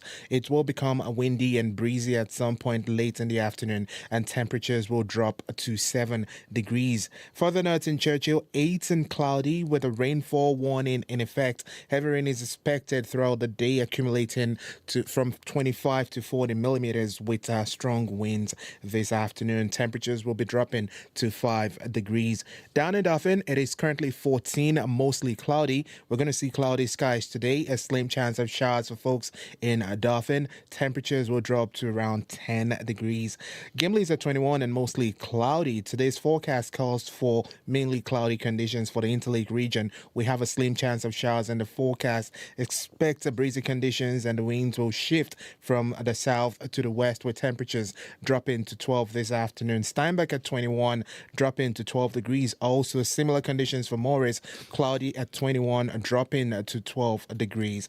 Though some clear skies will be spotted tonight. So as we just wrap up September, it's just going to be, as mentioned, a shift in weather is underway. We're going to see strong winds overnight into the morning period. That would gust to about 40 kilometers. All right, thanks, Abby. Thank you. Yeah, of course, some of the trees, I'm like surprised they still have leaves left after the crazy wind that we had this weekend, right? I know. We had my 2-year-old's birthday party yesterday, and it blew over an entire box of pizza onto the ground. At least I thought you were going to say it blew over all the kids because, it was that strong at moments. Yeah, my kid notoriously hates the wind. There's a couple points where he was going, no wind, no wind. You can't stop it. Sorry. I know. I tried. Not by saying it. Yeah. How about traffic? How's it going? There's there's one issue to keep an eye out for. There is a power outage in like the Henderson Kimberley area, which means that just heard from Bruce actually, who's coming in early this morning, our Bruce Layden, who said Henderson Kimberley, those lights are out right now, so heads up for that. The sun's starting to come up, so it shouldn't be too big of an issue for you this morning. But the street lights, particularly on eastbound Portage from Hargrave to Yonge, are out right now, but that's just the street lights. So traffic lights are fine. He also noticed that the street lights southbound Main Street from Logan to Portage also out right now.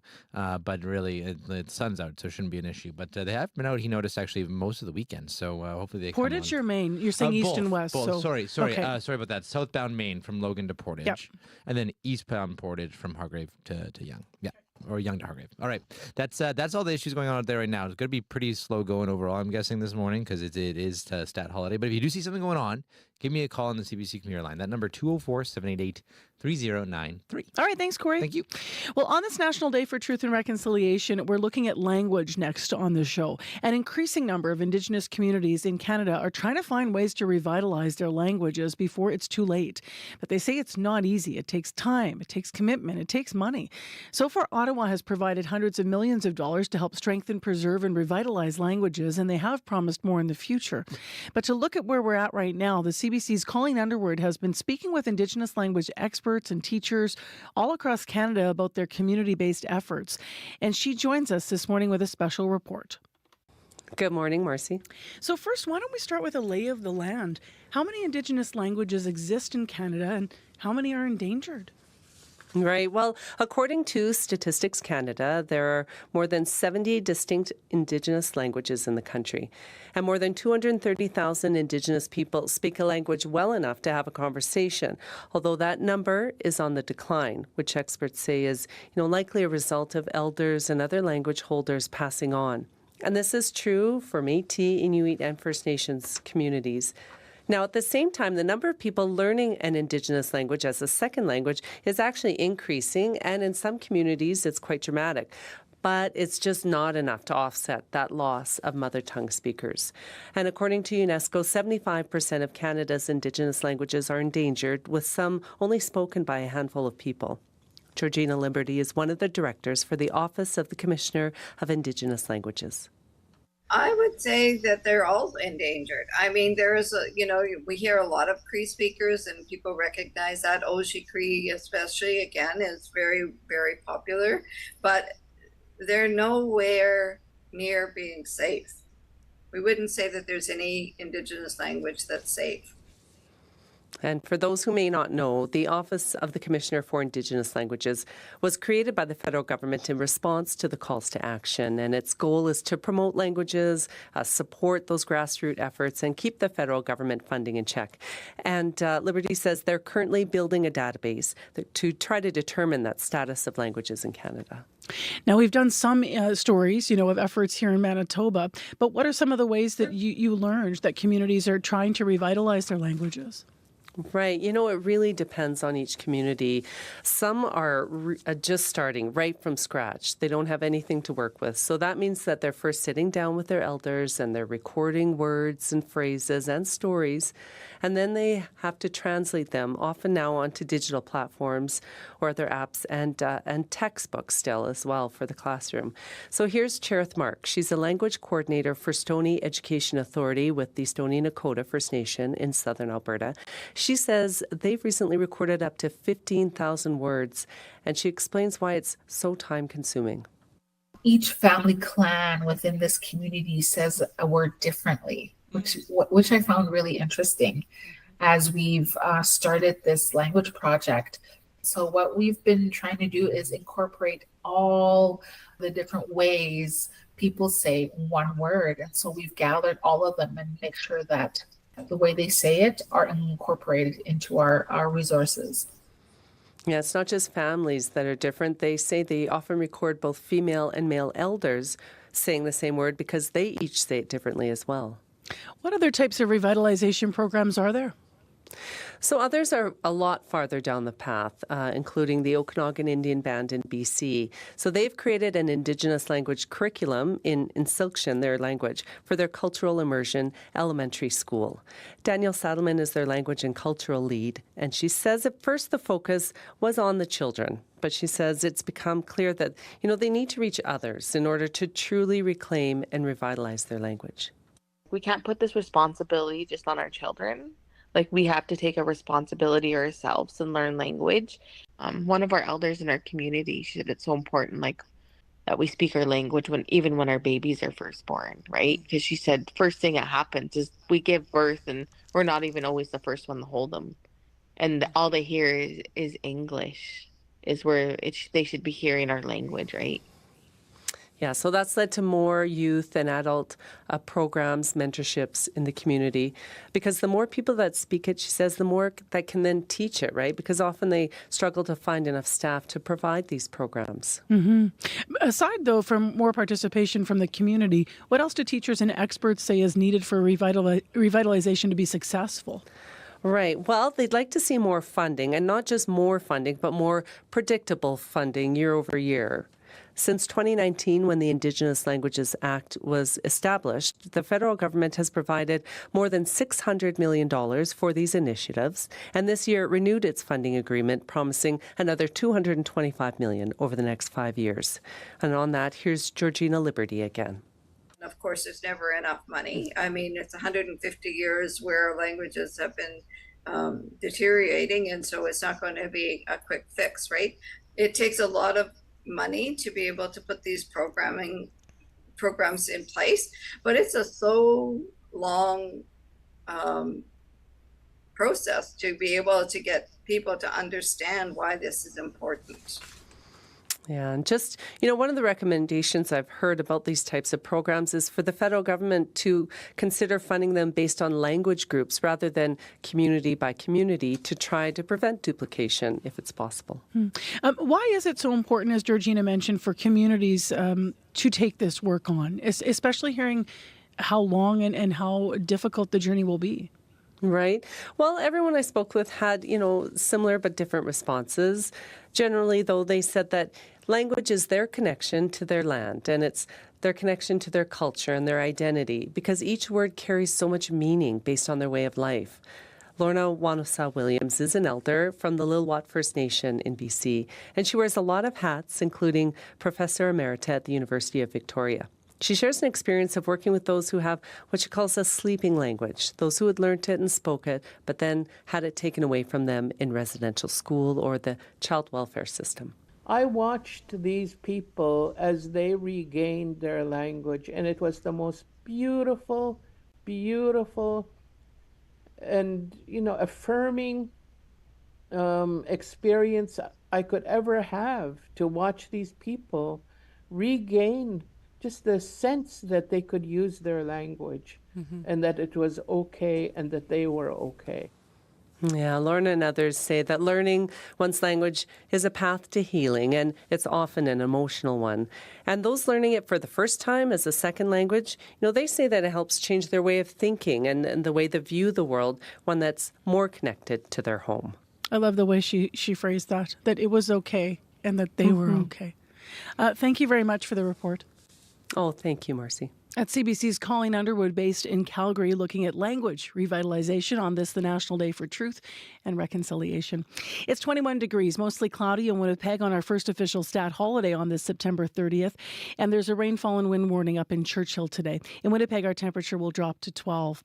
Well, if you go to cbc.ca/music today, you're going to find an article on why Res Radio matters, featuring different artists. And you'll also read about 9 Indigenous musicians reflecting on what truth and reconciliation means to them.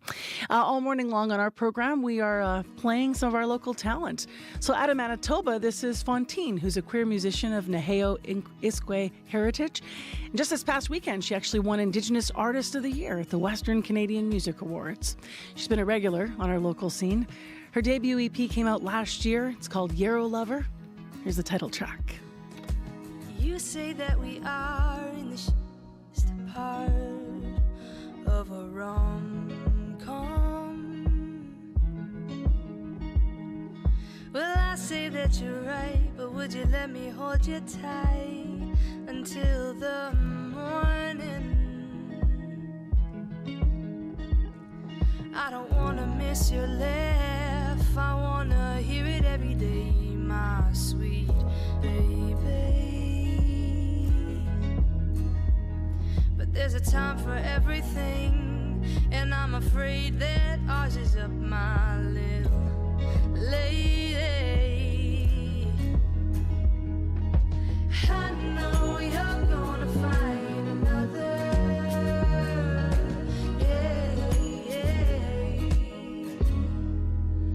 My little yarrow lover.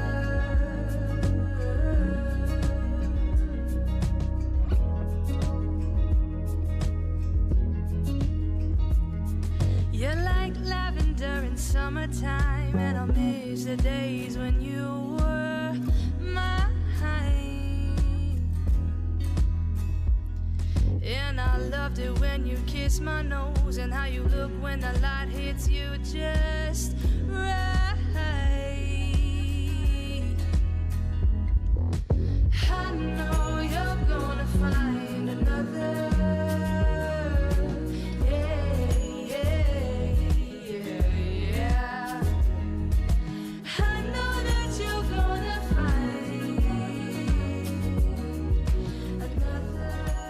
That's Fontaine out of Manitoba, who won Indigenous Artist of the Year at the Western Canadian Music Awards handed out this weekend. It is National Day for Truth and Reconciliation in Canada, and we're celebrating musical artists. We're also learning about the importance of education. And to that end, our next story. 19-year-old Helene Bruce grew up in Poplar River First Nation, and after finishing grade 9, she moved to Winnipeg for high school. And it was at Maples Collegiate that she says she learned about the history of residential schools in a way that inspired her to make change. She's back in her home community. She's working as an educational assistant at Poplar River School. She spoke with our Communities in Focus team, Nadia Kidwai and Josh Crabb, who are there, about the importance of helping her students understand the history so her and their community can heal and move toward reconciliation. I feel like they're interested when they know that it's their own people, their own culture, and the students I work with, they're special needs and they need one-on-one, but they're always interested in learning about that. And one of my students, she told me she wants to learn more, and she has trouble learning, you have to do one-on-one with her, but I'm willing to do that with her, because I love to see her so interested, and I want to teach them more about break it down for them, and I think that's what the other teachers want to do as well. Well, my grandparents were residential school survivors. My two grandfathers, my one grandmother and my other grandmother, she went to day school. So I deal with the trauma that they faced being passed on to us. We're still healing that within my family, I could say. We're not completely there, but I'm hoping for my younger generations that it will get better. So when we learned about it in the old school, because this is a new one, we only had the textbooks. So we didn't have what we have now. There's so much videos or information online. There wasn't much options to learn about it when I was in grade 9. Yeah, all we got was textbooks, and whatever you read, that's what happened, but it wasn't entirely true. So when I went to Maples Collegiate and I learned more and more, because I took an elective class, it was Indigenous Studies.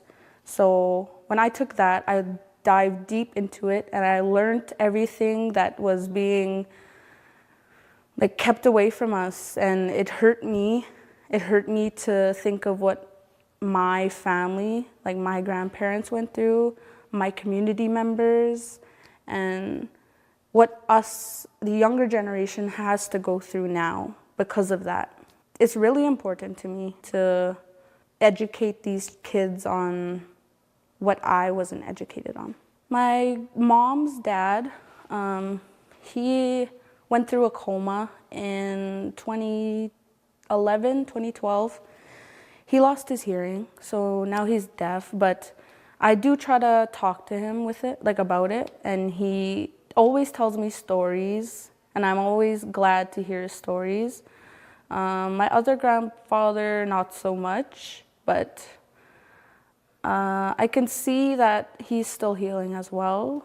It passed on to my dad, you know, the hurt, the trauma. It passed on to my dad, and then my dad didn't really heal from it, so it passed on to us, his kid, and now we're figuring out like what had really happened and why things are the way that they are. So yeah, it's really important that I talk to my family about these things. My two grandmothers, they're no longer here. They passed away from breast cancer, like early 2000s. So I didn't get a chance to really connect with them like that, but I would have loved to. Well, you're carrying them in your DNA. Yeah. What are you doing to heal? Well, I went to a sweat lodge, was it last summer? I worked with a WASAC program in Winnipeg, and we worked like on the land all the time. We did lots of cultural things that we made drums, we made the rattles, we made ribbon skirts, we went on the land and learned about the places that we were visiting. We went to the museums, we read about us, like Indigenous peoples. And the sweat lodge was the biggest thing for me because that was my first one. And I got my spirit name, which is Mikinak Ikwe, that's turtle woman. And then I come from the Benesi clan, so that's bird. So things like that, like when you dive deep into your culture, you go to powwows, Sundance, all that. It heals what you didn't even know needed to be healed. I understand that it's hard to learn about all the things that our people have went through. Listening to the stories, it's really hard. And it makes you sad and mad, and it makes you cry. Sometimes it makes you happy when you can hear that they're able to see their siblings for a couple minutes or give them a hug, because you know they weren't able to. And just listen to those stories, feel them in your heart, and try to understand like what they were going through and why we are going through what we're going through. It was never meant to be passed down, but sadly it was. And it's okay to heal. You don't have to be stuck being angry or sad. Like, it's okay to be happy. And yeah, healing and reconciliation is the biggest thing. 19-year-old Helene Bruce from Poplar River First Nation in conversation there with Communities in Focus, our team up north right now. Nadia Kidwai, you heard there, and Josh Crabb is in community as well. In Poplar River School is where they were speaking. She works there, Helene does, as an educational assistant, and you can read more about her and some of the students from Poplar River First Nation reflecting on the significance of today, Truth and Reconciliation Day, in our web story at cbc.ca/Manitoba. Stay tuned also for more coverage on television tonight. It's 3 minutes to 8 o'clock now on CBC's Information Radio, and Heather Wells joins us with other headlines. Good morning. Well, more than 60 survivors of the Assiniboia Residential School gathered for a reunion in Winnipeg yesterday. Margaret Mercer says the reunion was an important part of her healing journey. And reaching for the stars, Canadian astronaut Jeremy Hansen landed at Winnipeg's Royal Aviation Museum, here to share details about his upcoming adventure, as well as Canada's role in moon exploration.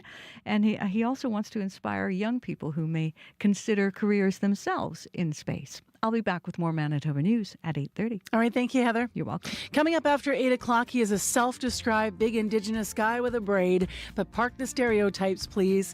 We're going to wrap up our conversation with 2 generations of an Anishinaabe family from Manitoba. We'll hear why the father says he's actually not a fan of the word resilient. He'd like to replace it with the word tough when it comes to describing Indigenous people and his own family. So stay tuned for that coming up after 8 o'clock. It is 2 minutes to 8 right now, 21 degrees, mostly cloudy, and kind of a strange color sky out there in Winnipeg this morning. We're in for an interesting day weather-wise. It's going to be really windy, and our temperature is going to fall to about 12 degrees. Watch out for folks dressed in orange and gathering for events today all over Manitoba. It is a stat holiday in this province, of course, for the first time, September 30th. But there's so many events going on, so just take it easy in traffic and on the commute. Call us if you have a problem, 788-3093. On Cue. Dr. Shirley Chichu is one of the most prominent voices in Indigenous film and theater history, and she has a lot to say about the term residential school survivor. She prefers residential school warrior. We fight this every day of our lives. She'll be here to tell you why and the healing you can find in the arts. Cue with Tom Power this morning at 10:30 in Newfoundland, and on CBC Listen, or wherever you get your podcasts. The CBC News is next. Coming up in half an hour, it's The Current with Matt Galloway. In British Columbia and Alberta, Indigenous people are living on average 6 or 7 years less than they were a decade ago. A panel of Indigenous healthcare experts on how they're working urgently to turn this trend around, coming up on The Current. This is World Report. Good morning, I'm Martina Fitzgerald. Hamas says its leader in Lebanon is dead. The Palestinian militant group says Fatah Sharif Abu Alamin was killed in an Israeli airstrike in the southern city of Tyre. Hamas says the strike targeted his home at a Palestinian refugee camp. To the north, in Beirut. The Popular Front for the Liberation of Palestine says 3 of its leaders were killed early Monday in a strike in the central Kola district. Our reporter Sasha Petrusik is in Jerusalem. Sasha, what can you tell us? Well, there have been quite a few strikes yesterday and today. The Lebanese officials are saying that that a number of casualties, up to 100 yesterday, in different parts of the country. So that part has been ramping up. I guess most prominently, we have had strikes against a number of militant leaders, militant officials. In Beirut itself, there was a strike overnight against the Popular Front for the Liberation of Palestine. It's a relatively small group within Lebanon, had its heyday years ago when it hijacked some planes. But it is part of the overall effort, it seems, by Israel to target pretty much anybody that they can reach. And the interesting part of this particular strike is that it happened in Beirut itself, not in a suburb, but close to the center, which is the first time since the last Lebanese war in 2006 that Israel has struck there. So things are changing and they're developing. Also, a strike against in the south of the country against the Hamas leader in Lebanon. They are, of course, best known for being in Gaza, but they also operate in Lebanon in a much smaller way. And this is another strike, perhaps more symbolic by Israel, but certainly very significant. You've detailed the airstrikes for us, Sasha, but in addition to that, has there been any movement by Israel in a ground offensive? Well, that's what everybody is watching for right now, because as we know, there's tens of thousands of troops that are massed along that border with Lebanon.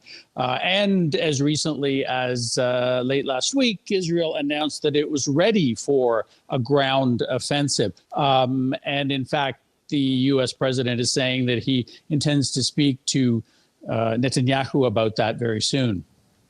Thank you, Sasha. My pleasure.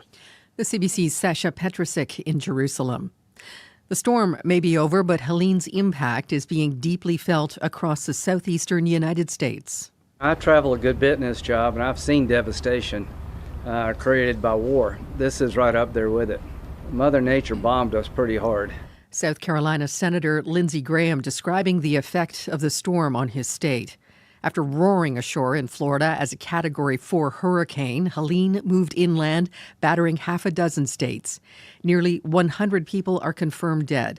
But with dozens unaccounted for, officials warn that number is likely to climb. And the cleanup is immense. Richard Madden is tracking developments for us. Richard, what's the latest? Yeah, well, in some areas, the flood waters are still raging, and there are some 2 million without food, power, and fresh water in the region. Now, this massive storm tore through Florida and up to the Carolinas late last week, leaving behind a huge path of destruction, with the western part of North Carolina among the hardest hit. Now, many roads there are still washed out, isolating towns from getting badly needed supplies. Governor Roy Cupper says help is on the way soon, but conditions are dire. People are desperate for help, and we are pushing to get it to them. A massive effort.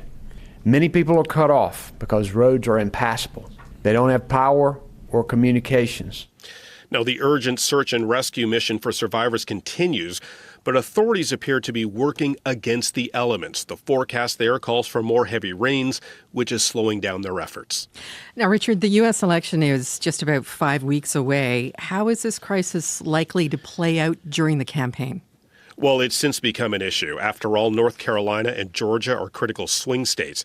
Vice President Kamala Harris cut her campaign swing through Nevada short to get briefed by FEMA officials here in D.C., while former President Donald Trump blasted the Biden administration's response to the storm and plans to visit Georgia later today. President Joe Biden already declared the region a disaster zone. The White House has since directed its agencies to speed up the search and rescue teams into the region, where many remain stranded without cell service and power. Thank you, Richard. Thanks. The CBC's Richard Madden in Washington. Flooding in Nepal has killed close to 200 people. A huge crowd of hundreds line up for food distribution in Kathmandu. Many of them now staying in emergency shelters after their homes were washed away. Heavy rainfall over the last few days triggered the deadly floods and landslides. The weather has eased a bit today, allowing rescue and recovery crews to step up their search for dozens of missing people. The United Kingdom is about to become the first major country to end its use of coal energy. It's shutting down its last plant today, ending almost a century and a half of coal power.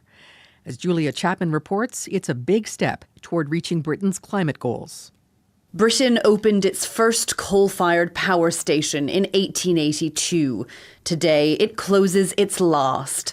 The plant in Ratcliffe-on-Soar in central England has been operating for 57 years. Richard Montgomery has worked at the power station for 43 years. We've done the nation proud when we were needed, but it's time to move on. Coal is the most polluting form of energy production. Its use peaked in the 1980s, when it generated 80% of the UK's electricity.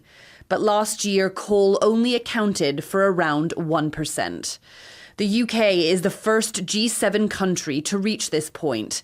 Bryony Worthington is the founder and chair of Ember, an energy think tank. The UK has lent into its natural advantages, which is we have a huge amount of wind, and we have geography for hydropower, and we've got world-class nuclear engineers. The UK government wants to produce all its electricity cleanly by 2030.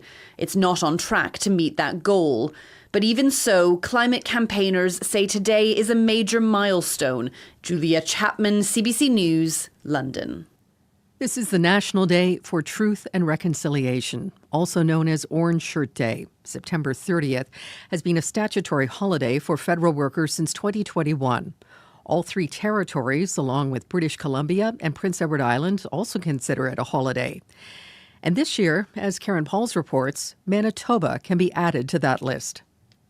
Orange Shirt Day should be a statutory holiday. One of the first things Manitoba's new NDP Premier Wab Kinew did last year after being elected was to introduce a bill making the National Day for Truth and Reconciliation a provincial stat holiday. So that every child in Manitoba can participate, including those kids whose parents work in provincially regulated workplaces. Very busy this time of the year. Some Manitoba business owners, like Michelle Cameron, were giving their staff the day off anyway. She's glad it's it's now mandated. Take a minute and reflect on what this day means to us as Indigenous people. Lauren Remillard of the Winnipeg Chamber of Commerce agrees. The importance of the day isn't a day off. It's about a day to pause and reflect and better understand what truth and reconciliation means and what part we all play in that journey. Lorena Fontaine heads the University of Manitoba's Department of Indigenous Studies. She says a statutory holiday is important for many reasons. Before Orange Shirt Day, I think a lot of us did feel alone, isolated. So when we see other people talking about it when they're leaving their work, we know we're not alone. Fontaine hopes people will use their day off to learn more about the residential school era and its ongoing impacts, and then commit to action. Karen Pauls, CBC News, Winnipeg. The Legacy Awards celebrating Black Canadian talent were held last night in Toronto. Among those honored during the ceremony, Wayne Megesha, the director of the 2001 hit play The Kink in My Hair, was presented with the Trailblazer Award. And when nobody trusted that the kink had commercial potential, we refused to take no for an answer. And when we couldn't find a path, we cut our own. And thank you for everybody who joined us on that journey. Juno Award-winning rapper Cardinal Offishall received the Icon Award. The CEO of the Toronto International Film Festival, Cameron Belly, was presented with the Visionary Award. And that is the latest national and international news from World Report. I'm Martina Fitzgerald. This is CBC News.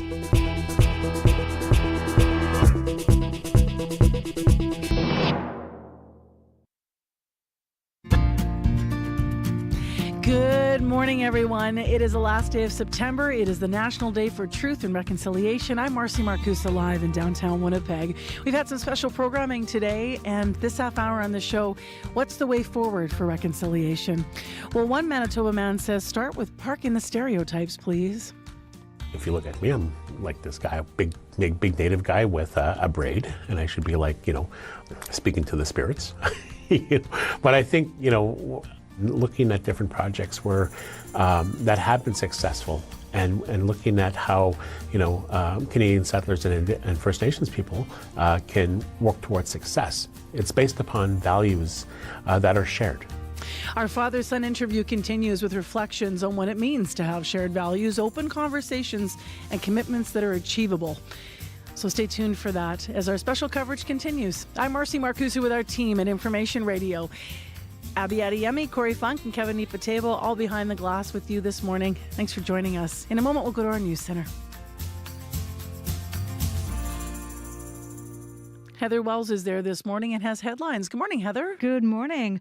Well, it has been so windy, and all that wind is causing some hydro problems this morning. Peter Chura at Manitoba Hydro says crews are responding to outages in and around the city. In Winnipeg, power's out at Niverville and Braemar. The Inkster-Faraday area is in the dark. Green Avenue is without power, and around Dugald and Plessis also out. 1,300 customers in West St. Paul are without power, 1,200 in the St. Malo area. And with all this strong wind, Chura reminds people if you do see power lines down, do not approach them. Stay at least 10 meters away and call 911. So we'll have that for you coming up as well.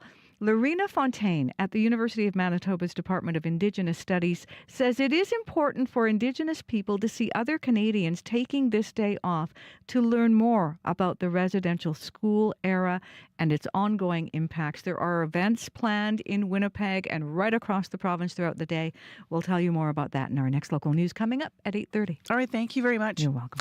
Well, we have a change in the weather here, Abby. What's up now? Yeah, I can tell you that it is already, we're seeing a light rain shower at the airport at this time at 19 degrees. The Fox is reporting 21. That rain is coming this way. We should anticipate these cloudy skies and slight rain off and on. It will be breezy as well, with the winds shifting from the south to the west as we approach midday, and then temperatures gradually falling as we've been noticing in all the regions. That would fall throughout the day, and we will be dropping to about 12 degrees by the afternoon period. Also seeing light rain in Thompson at 10 degrees, mostly cloudy in Churchill at 8 under rainfall and wind warning.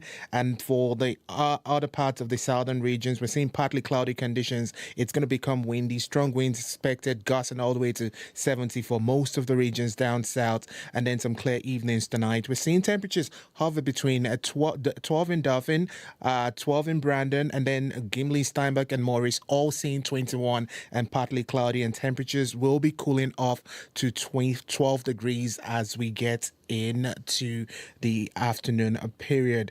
But as we wrap up September, a shift to fall already is happening, and the temperatures will be dropping to 12 in most of the regions. All right, thanks, Abby. Thank you. Corey Funk, Heather mentioned some of the issues already that I suspect are affecting traffic potentially. Yeah, I mean, one of them is around the Henderson, Kimberley area. Those lights there are out right now, and that's the only major issue I've heard of so far because of these outages.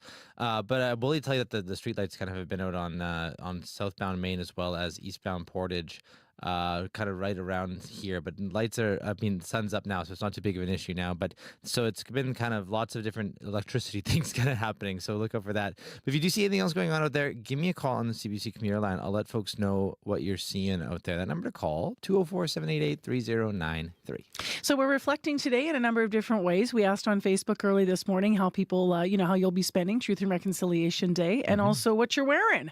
So what are you wearing, Cor? Let's see your shirt. I'm wearing an orange t-shirt. Okay. That says and celebrates the 10th anniversary of Orange Shirt Day, which I think is a kind of a nice reminder. It's actually been going on longer for some folks than it has been a national holiday. So. Lovely. So every child matters, and I've got mine also says every child matters. Yep, every child and matters. It's got a fire and a teepee and just little children's footprints across it. Garth Allen's got a little felt orange shirt that is cut out. He sent us a photo here, and it's on his lapel today. Lovely. He'll be wearing that. Denise Jimaganish Perswain I love this one. Scored one of those shirts that the Bombers had their special blue W, but it's got the Indigenous pattern on it, and the First Nations, it's a special edition one. So she's got one of those shirts. I love that. And then we have Liz Kroom writing in with hers. Mary Swain's is one of my personal faves because she actually took a picture of her mom, who's a residential school survivor. She put it on her shirt, and her shirt says, "Because of my mom's resilience, I am here." # Truth and Reconciliation. So I love that she got personal with her shirt. So show us your orange shirt for the CBC Manitoba YouTube channel. If we gather enough photos, we'll be able to put together an album maybe later today, and maybe we'll be able to get it up there. You can also let us know what you're doing today and how you're going to be spending the day on our Facebook page or by calling us here at the show.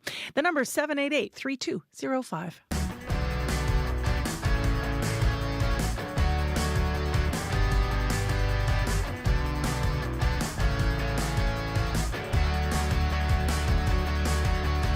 Well, it's time now to hear the final part of the multi-generational conversation that I had with Anishinaabe father and son who both grew up in Winnipeg, are from Lac Seul First Nation.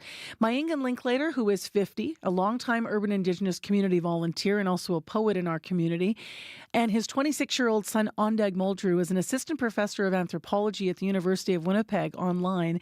He teaches Anishinaabe-Moan, and he's studying linguistics right now in St. Paul, Minnesota. So last week, Mayengan and I gathered here. We set up in a CBC studio, and Ondag joined us via Zoom.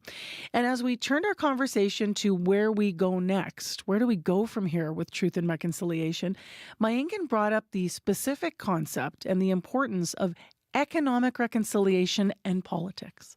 I think when we had the election of a new provincial government with Premier Wab Kinew, I think that was a definitive fundamental shift in electing a First Nations man to be a leader of a province within Canada's Confederation. Because with First Nations and other Indigenous governments, they are beholden to program budgets and the service agreements that they have. And so there's you can't deviate what are acceptable expenses based upon those agreements.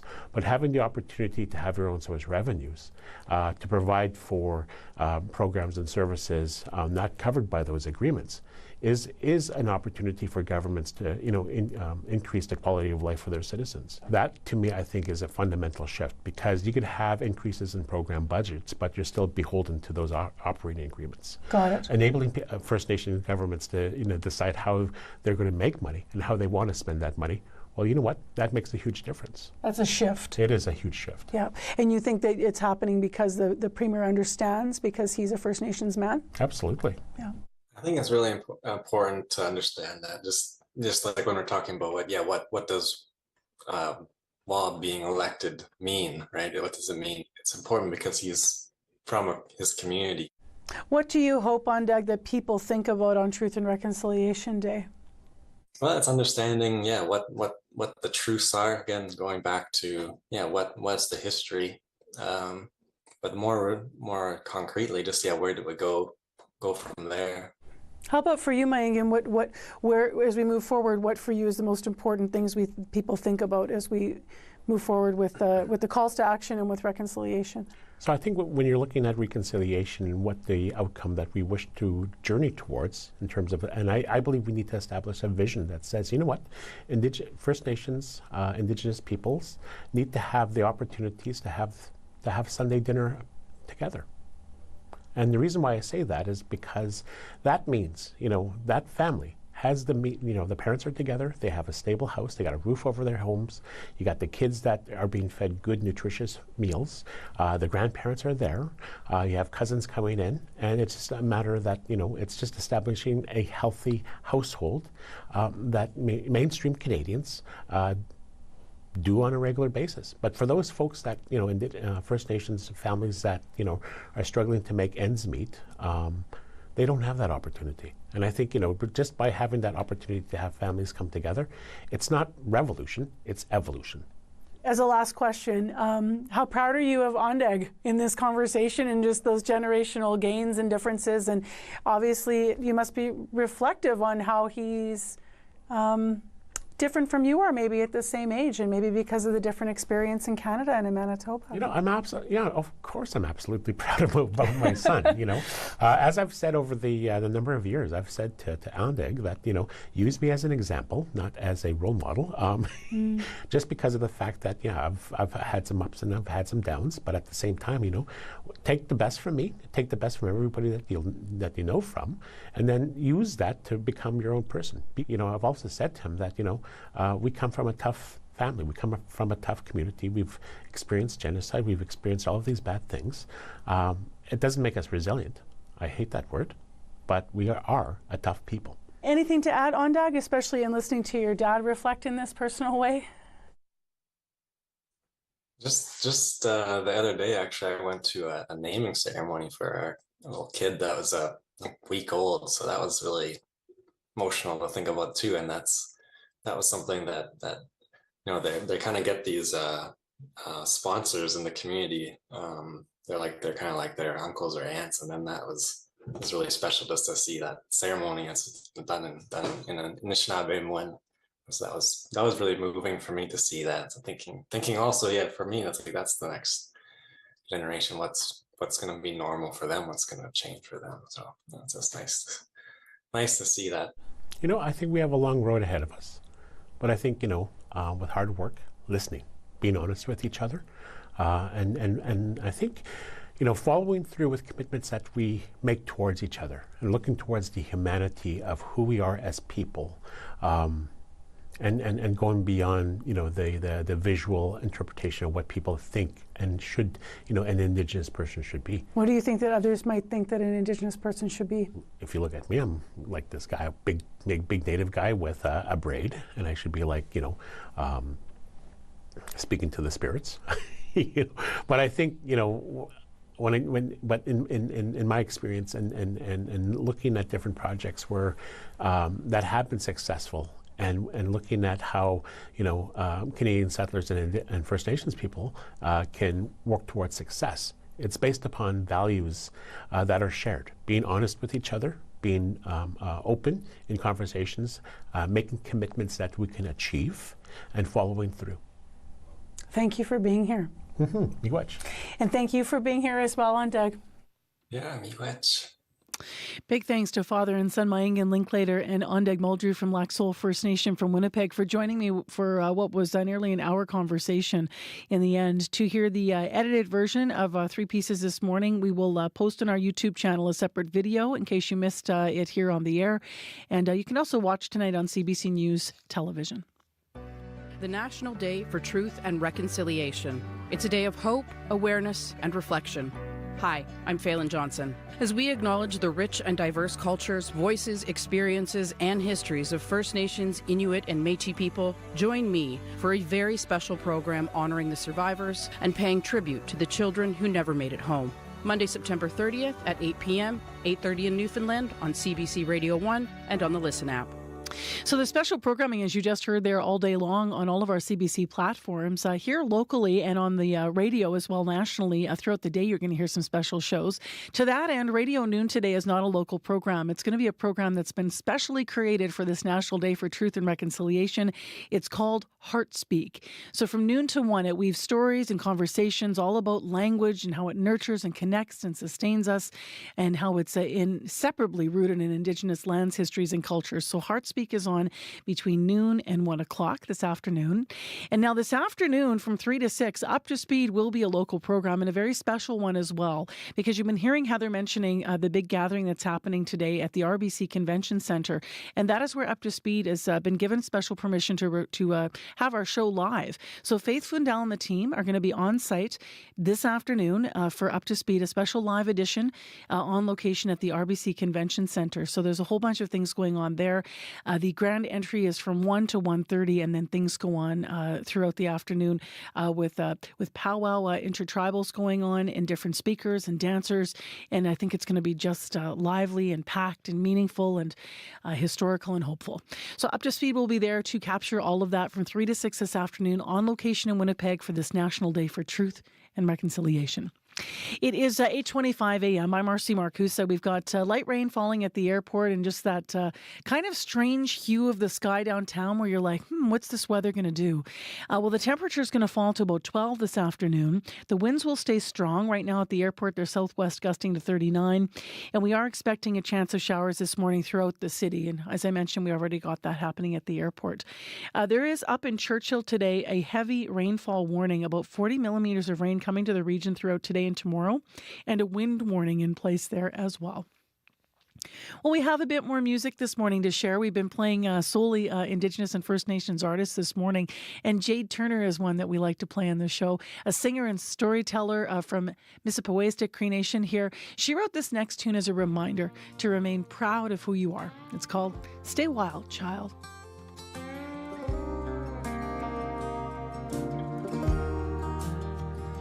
If I can go back to the good times, I would slow it down and take it all in. You don't know what you're gonna miss until you're sitting there missing it. If I could tell you one thing, it would be this: stay wild, child, let your hair blow in the wind.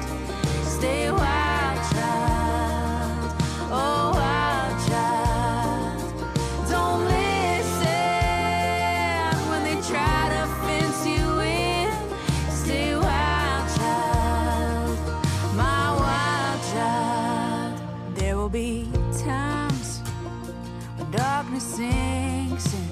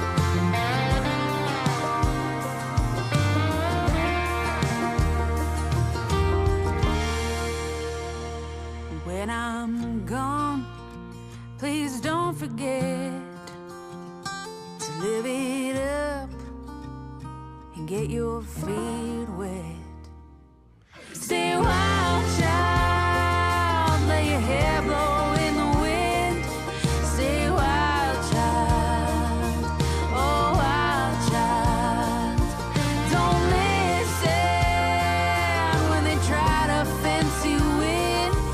Stay wild, child, my wild child. Stay wild, child. Stay wild, child, oh, my wild child. Don't listen when they try to fence you in. Stay wild, child, my wild child. All over Turtle Island, host Rosanna Deerchild welcomes you to Unreserved. Indigenous peoples are retelling history through an Indigenous lens. Unreserved, celebrating 10 years, looking back at how far we've come, and looking forward to the journey ahead. How do we keep the story going? Unreserved with Rosanna Deerchild. Now at a new time, Sunday afternoon at 2:30 in Newfoundland, 3 Pacific, 4 Mountain, and on demand on CBC Listen. Well, you're still sending us your photos of the different orange shirts that you're wearing today, and I just love all of these. I also love that you're sharing what you're going to be doing today for National Day for Truth and Reconciliation. Sherry Blaylock saying, I'm spending it at the National Indigenous Residential School Museum in Portage. Others are going to be on the Wasay Healing Walk this morning, and others saying, I'm simply spending it in my community. So people are writing and sharing photos of the various shirts. They're just beautiful. All of the artwork on the shirts, some of them with blue flowers and looking like quilted, sort of quilted blankets, some of them. This one shirt that was sent in, I've never seen this particular design. This came from Allison Moore. Her shirt almost has like two elders. Well, it has a picture of two elders at the top, and then right beneath them, it's clearly the same people, but they're children. So nodding to those who attended residential school and now are of an age where they would be in the elder generation. So some of these shirts are just stunning. Seeing a lot of orange around. Now be careful today if you're on your morning commute. There will be crowds out today. It's our first official stat in Manitoba. As I mentioned, big gatherings happening. And you can call us if you have any problems on the commute, 788-3093. Right now it's time for your CBC Winnipeg News. This is CBC News. Good morning. I'm Heather Wells in Winnipeg. At 8:30, it is a breezy 21 degrees, and these winds are blowing change our way. Temperature is going to slide today. Right now, we're at 21. Temperature is going to fall to 12 by this afternoon on this last day of September. Well, all this wind is causing some hydro problems this morning. Peter Chura at Manitoba Hydro says crews are responding to outages in and around Winnipeg. In the city, power is out at Niverville and Braemar. The Inkster-Faraday area is in the dark. Green Avenue is without power. And around Dugald and Plessis is also out. 1,300 customers in West St. Paul are without power right now. 1,200 in the St. Malo area. And with all this strong wind, Chura reminds you, if you see lines down, do not approach them. Stay at least 10 meters away and call 911. Today is the first provincial statutory holiday to mark the National Day for Truth and Reconciliation, also known as Orange Shirt Day. It has been a statutory holiday for federal workers since 2021, but this year, Manitoba joins BC, Prince Edward Island, and Northwest Territories, as well as Nunavut and the Yukon. Lorena Fontaine is head of the University of Manitoba's Department of Indigenous Studies. She says it's important for Indigenous people to see other Canadians taking this day off to learn more about the residential school era and its ongoing impacts. Before Orange Shirt Day, I think a lot of us did feel alone, isolated. So when we see other people talking about it when they're leaving, their work, or we hear people talking about it on the streets, we know we're not alone. Events are planned right across the province. In Winnipeg, a pipe ceremony will be held at the Forks Udina Circle at 10 o'clock, and a healing walk will start there at 11 this morning and then move on to Canada Life Centre for a powwow. Students at a school in Poplar River on the northeast side of Lake Winnipeg are reflecting on this Truth and Reconciliation Day. Teachers had younger students color and make posters, while older students wrote essays. 19-year-old educational assistant Helene Bruce says it is important they learn about the impacts of the residential school system. Her grandparents attended the schools. I deal with the trauma that they faced being passed on to us We're still healing that within my family, I could say. We're not completely there, but I'm hoping for my younger generations that it will get better. Poplar River, a fly-in community, is home to about 900 people. A gathering to remember and to heal. Dozens of survivors of the Assiniboia Residential School on Academy Road gathered for a reunion yesterday. Mabel Horton spent about 7 years at that school. Lots of them expressed their pain because we didn't know all the stories, and they didn't talk about it till maybe sometimes some just lately have been talking about it, you know, the different treatments we got. Horton and 67 other survivors toured the former school grounds. They also took some time to look for their names on a monument in their honor. RCMP are looking for a suspect in connection with reports of gunshots in Thompson over the weekend. The Mounties were called to a home with a bullet hole Saturday night. Less than an hour later, another report of shots being fired. RCMP believe the shootings are targeted and linked to an ongoing investigation. They are now looking for 21-year-old Tyrell Porter. RCMP think he may still be in the Thompson area, and they say he is considered armed and dangerous. Well, inspiring future space explorers, Canadian astronaut Jeremy Hansen made a stop in Winnipeg yesterday, speaking to dozens of people at the Royal Aviation Museum of Western Canada. He also outlined his upcoming adventure into space and Canada's role in moon exploration. It's very exciting for me personally, but the overriding emotion that I have is pride of Canada. I know full well that this opportunity is not because of me. You know, I have my part, my small role to play. Hansen makes history next year, not a small role. He becomes the first person from this country to embark on a mission around the moon when Artemis II takes off. You can find more news updated throughout the day, and you can see a complete list of all the events happening on this Truth and Reconciliation Day. Just head to cbc.ca/Manitoba. All right. Thank you, Heather Wells. Thank you. Heather Wells in our news center this morning. I want to mention on the current coming up for TRC Truth and Rec Day, Matt Galloway is going to be talking to a number of different people, but one of them is from Manitoba. And we're talking about TRC, former chair of the TRC, Murray Sinclair, who's going to be on the program today. He'll be reading from his new book called Who We Are, 4 Questions for a Life and a Nation. So stay tuned for our special day of coverage for this day, and that continues on the current in a moment. Right now, let's wrap up with a last look at traffic with Corey. Henderson and Kimberley, the lights are out because of a power outage, and that's really the main issue that I've heard of all morning. All right, Abby? Conditions across board, we're seeing cloudy with rain expected in the north, breezy conditions there also, and down south, slightly warm but mainly cloudy, a slight chance of showers in most of the regions, and we will be getting strong winds from the midday period. All right, thank you guys. Thank you. Thanks to our live team this morning, Heather Wells in our news center this morning with Joni Nicolo here in our studios, Corey Funk, Abby Adiyemi, and our YouTube producer, Kevin Ipatebo, saying hello to you or maybe waving goodbye to you this morning. Thanks, everybody. Thanks to our hardworking team of associate producers, our leaders in units, Nellie Gonzalez and Leif Larson. And take care and be well wherever you're spending this stat holiday, the first in Manitoba for the National Day for Truth and Reconciliation. May it be full of laughter, love, learning, and connection. And remember, Up to Speed's live from the Convention Center this afternoon. Be well, everyone. The Current's next.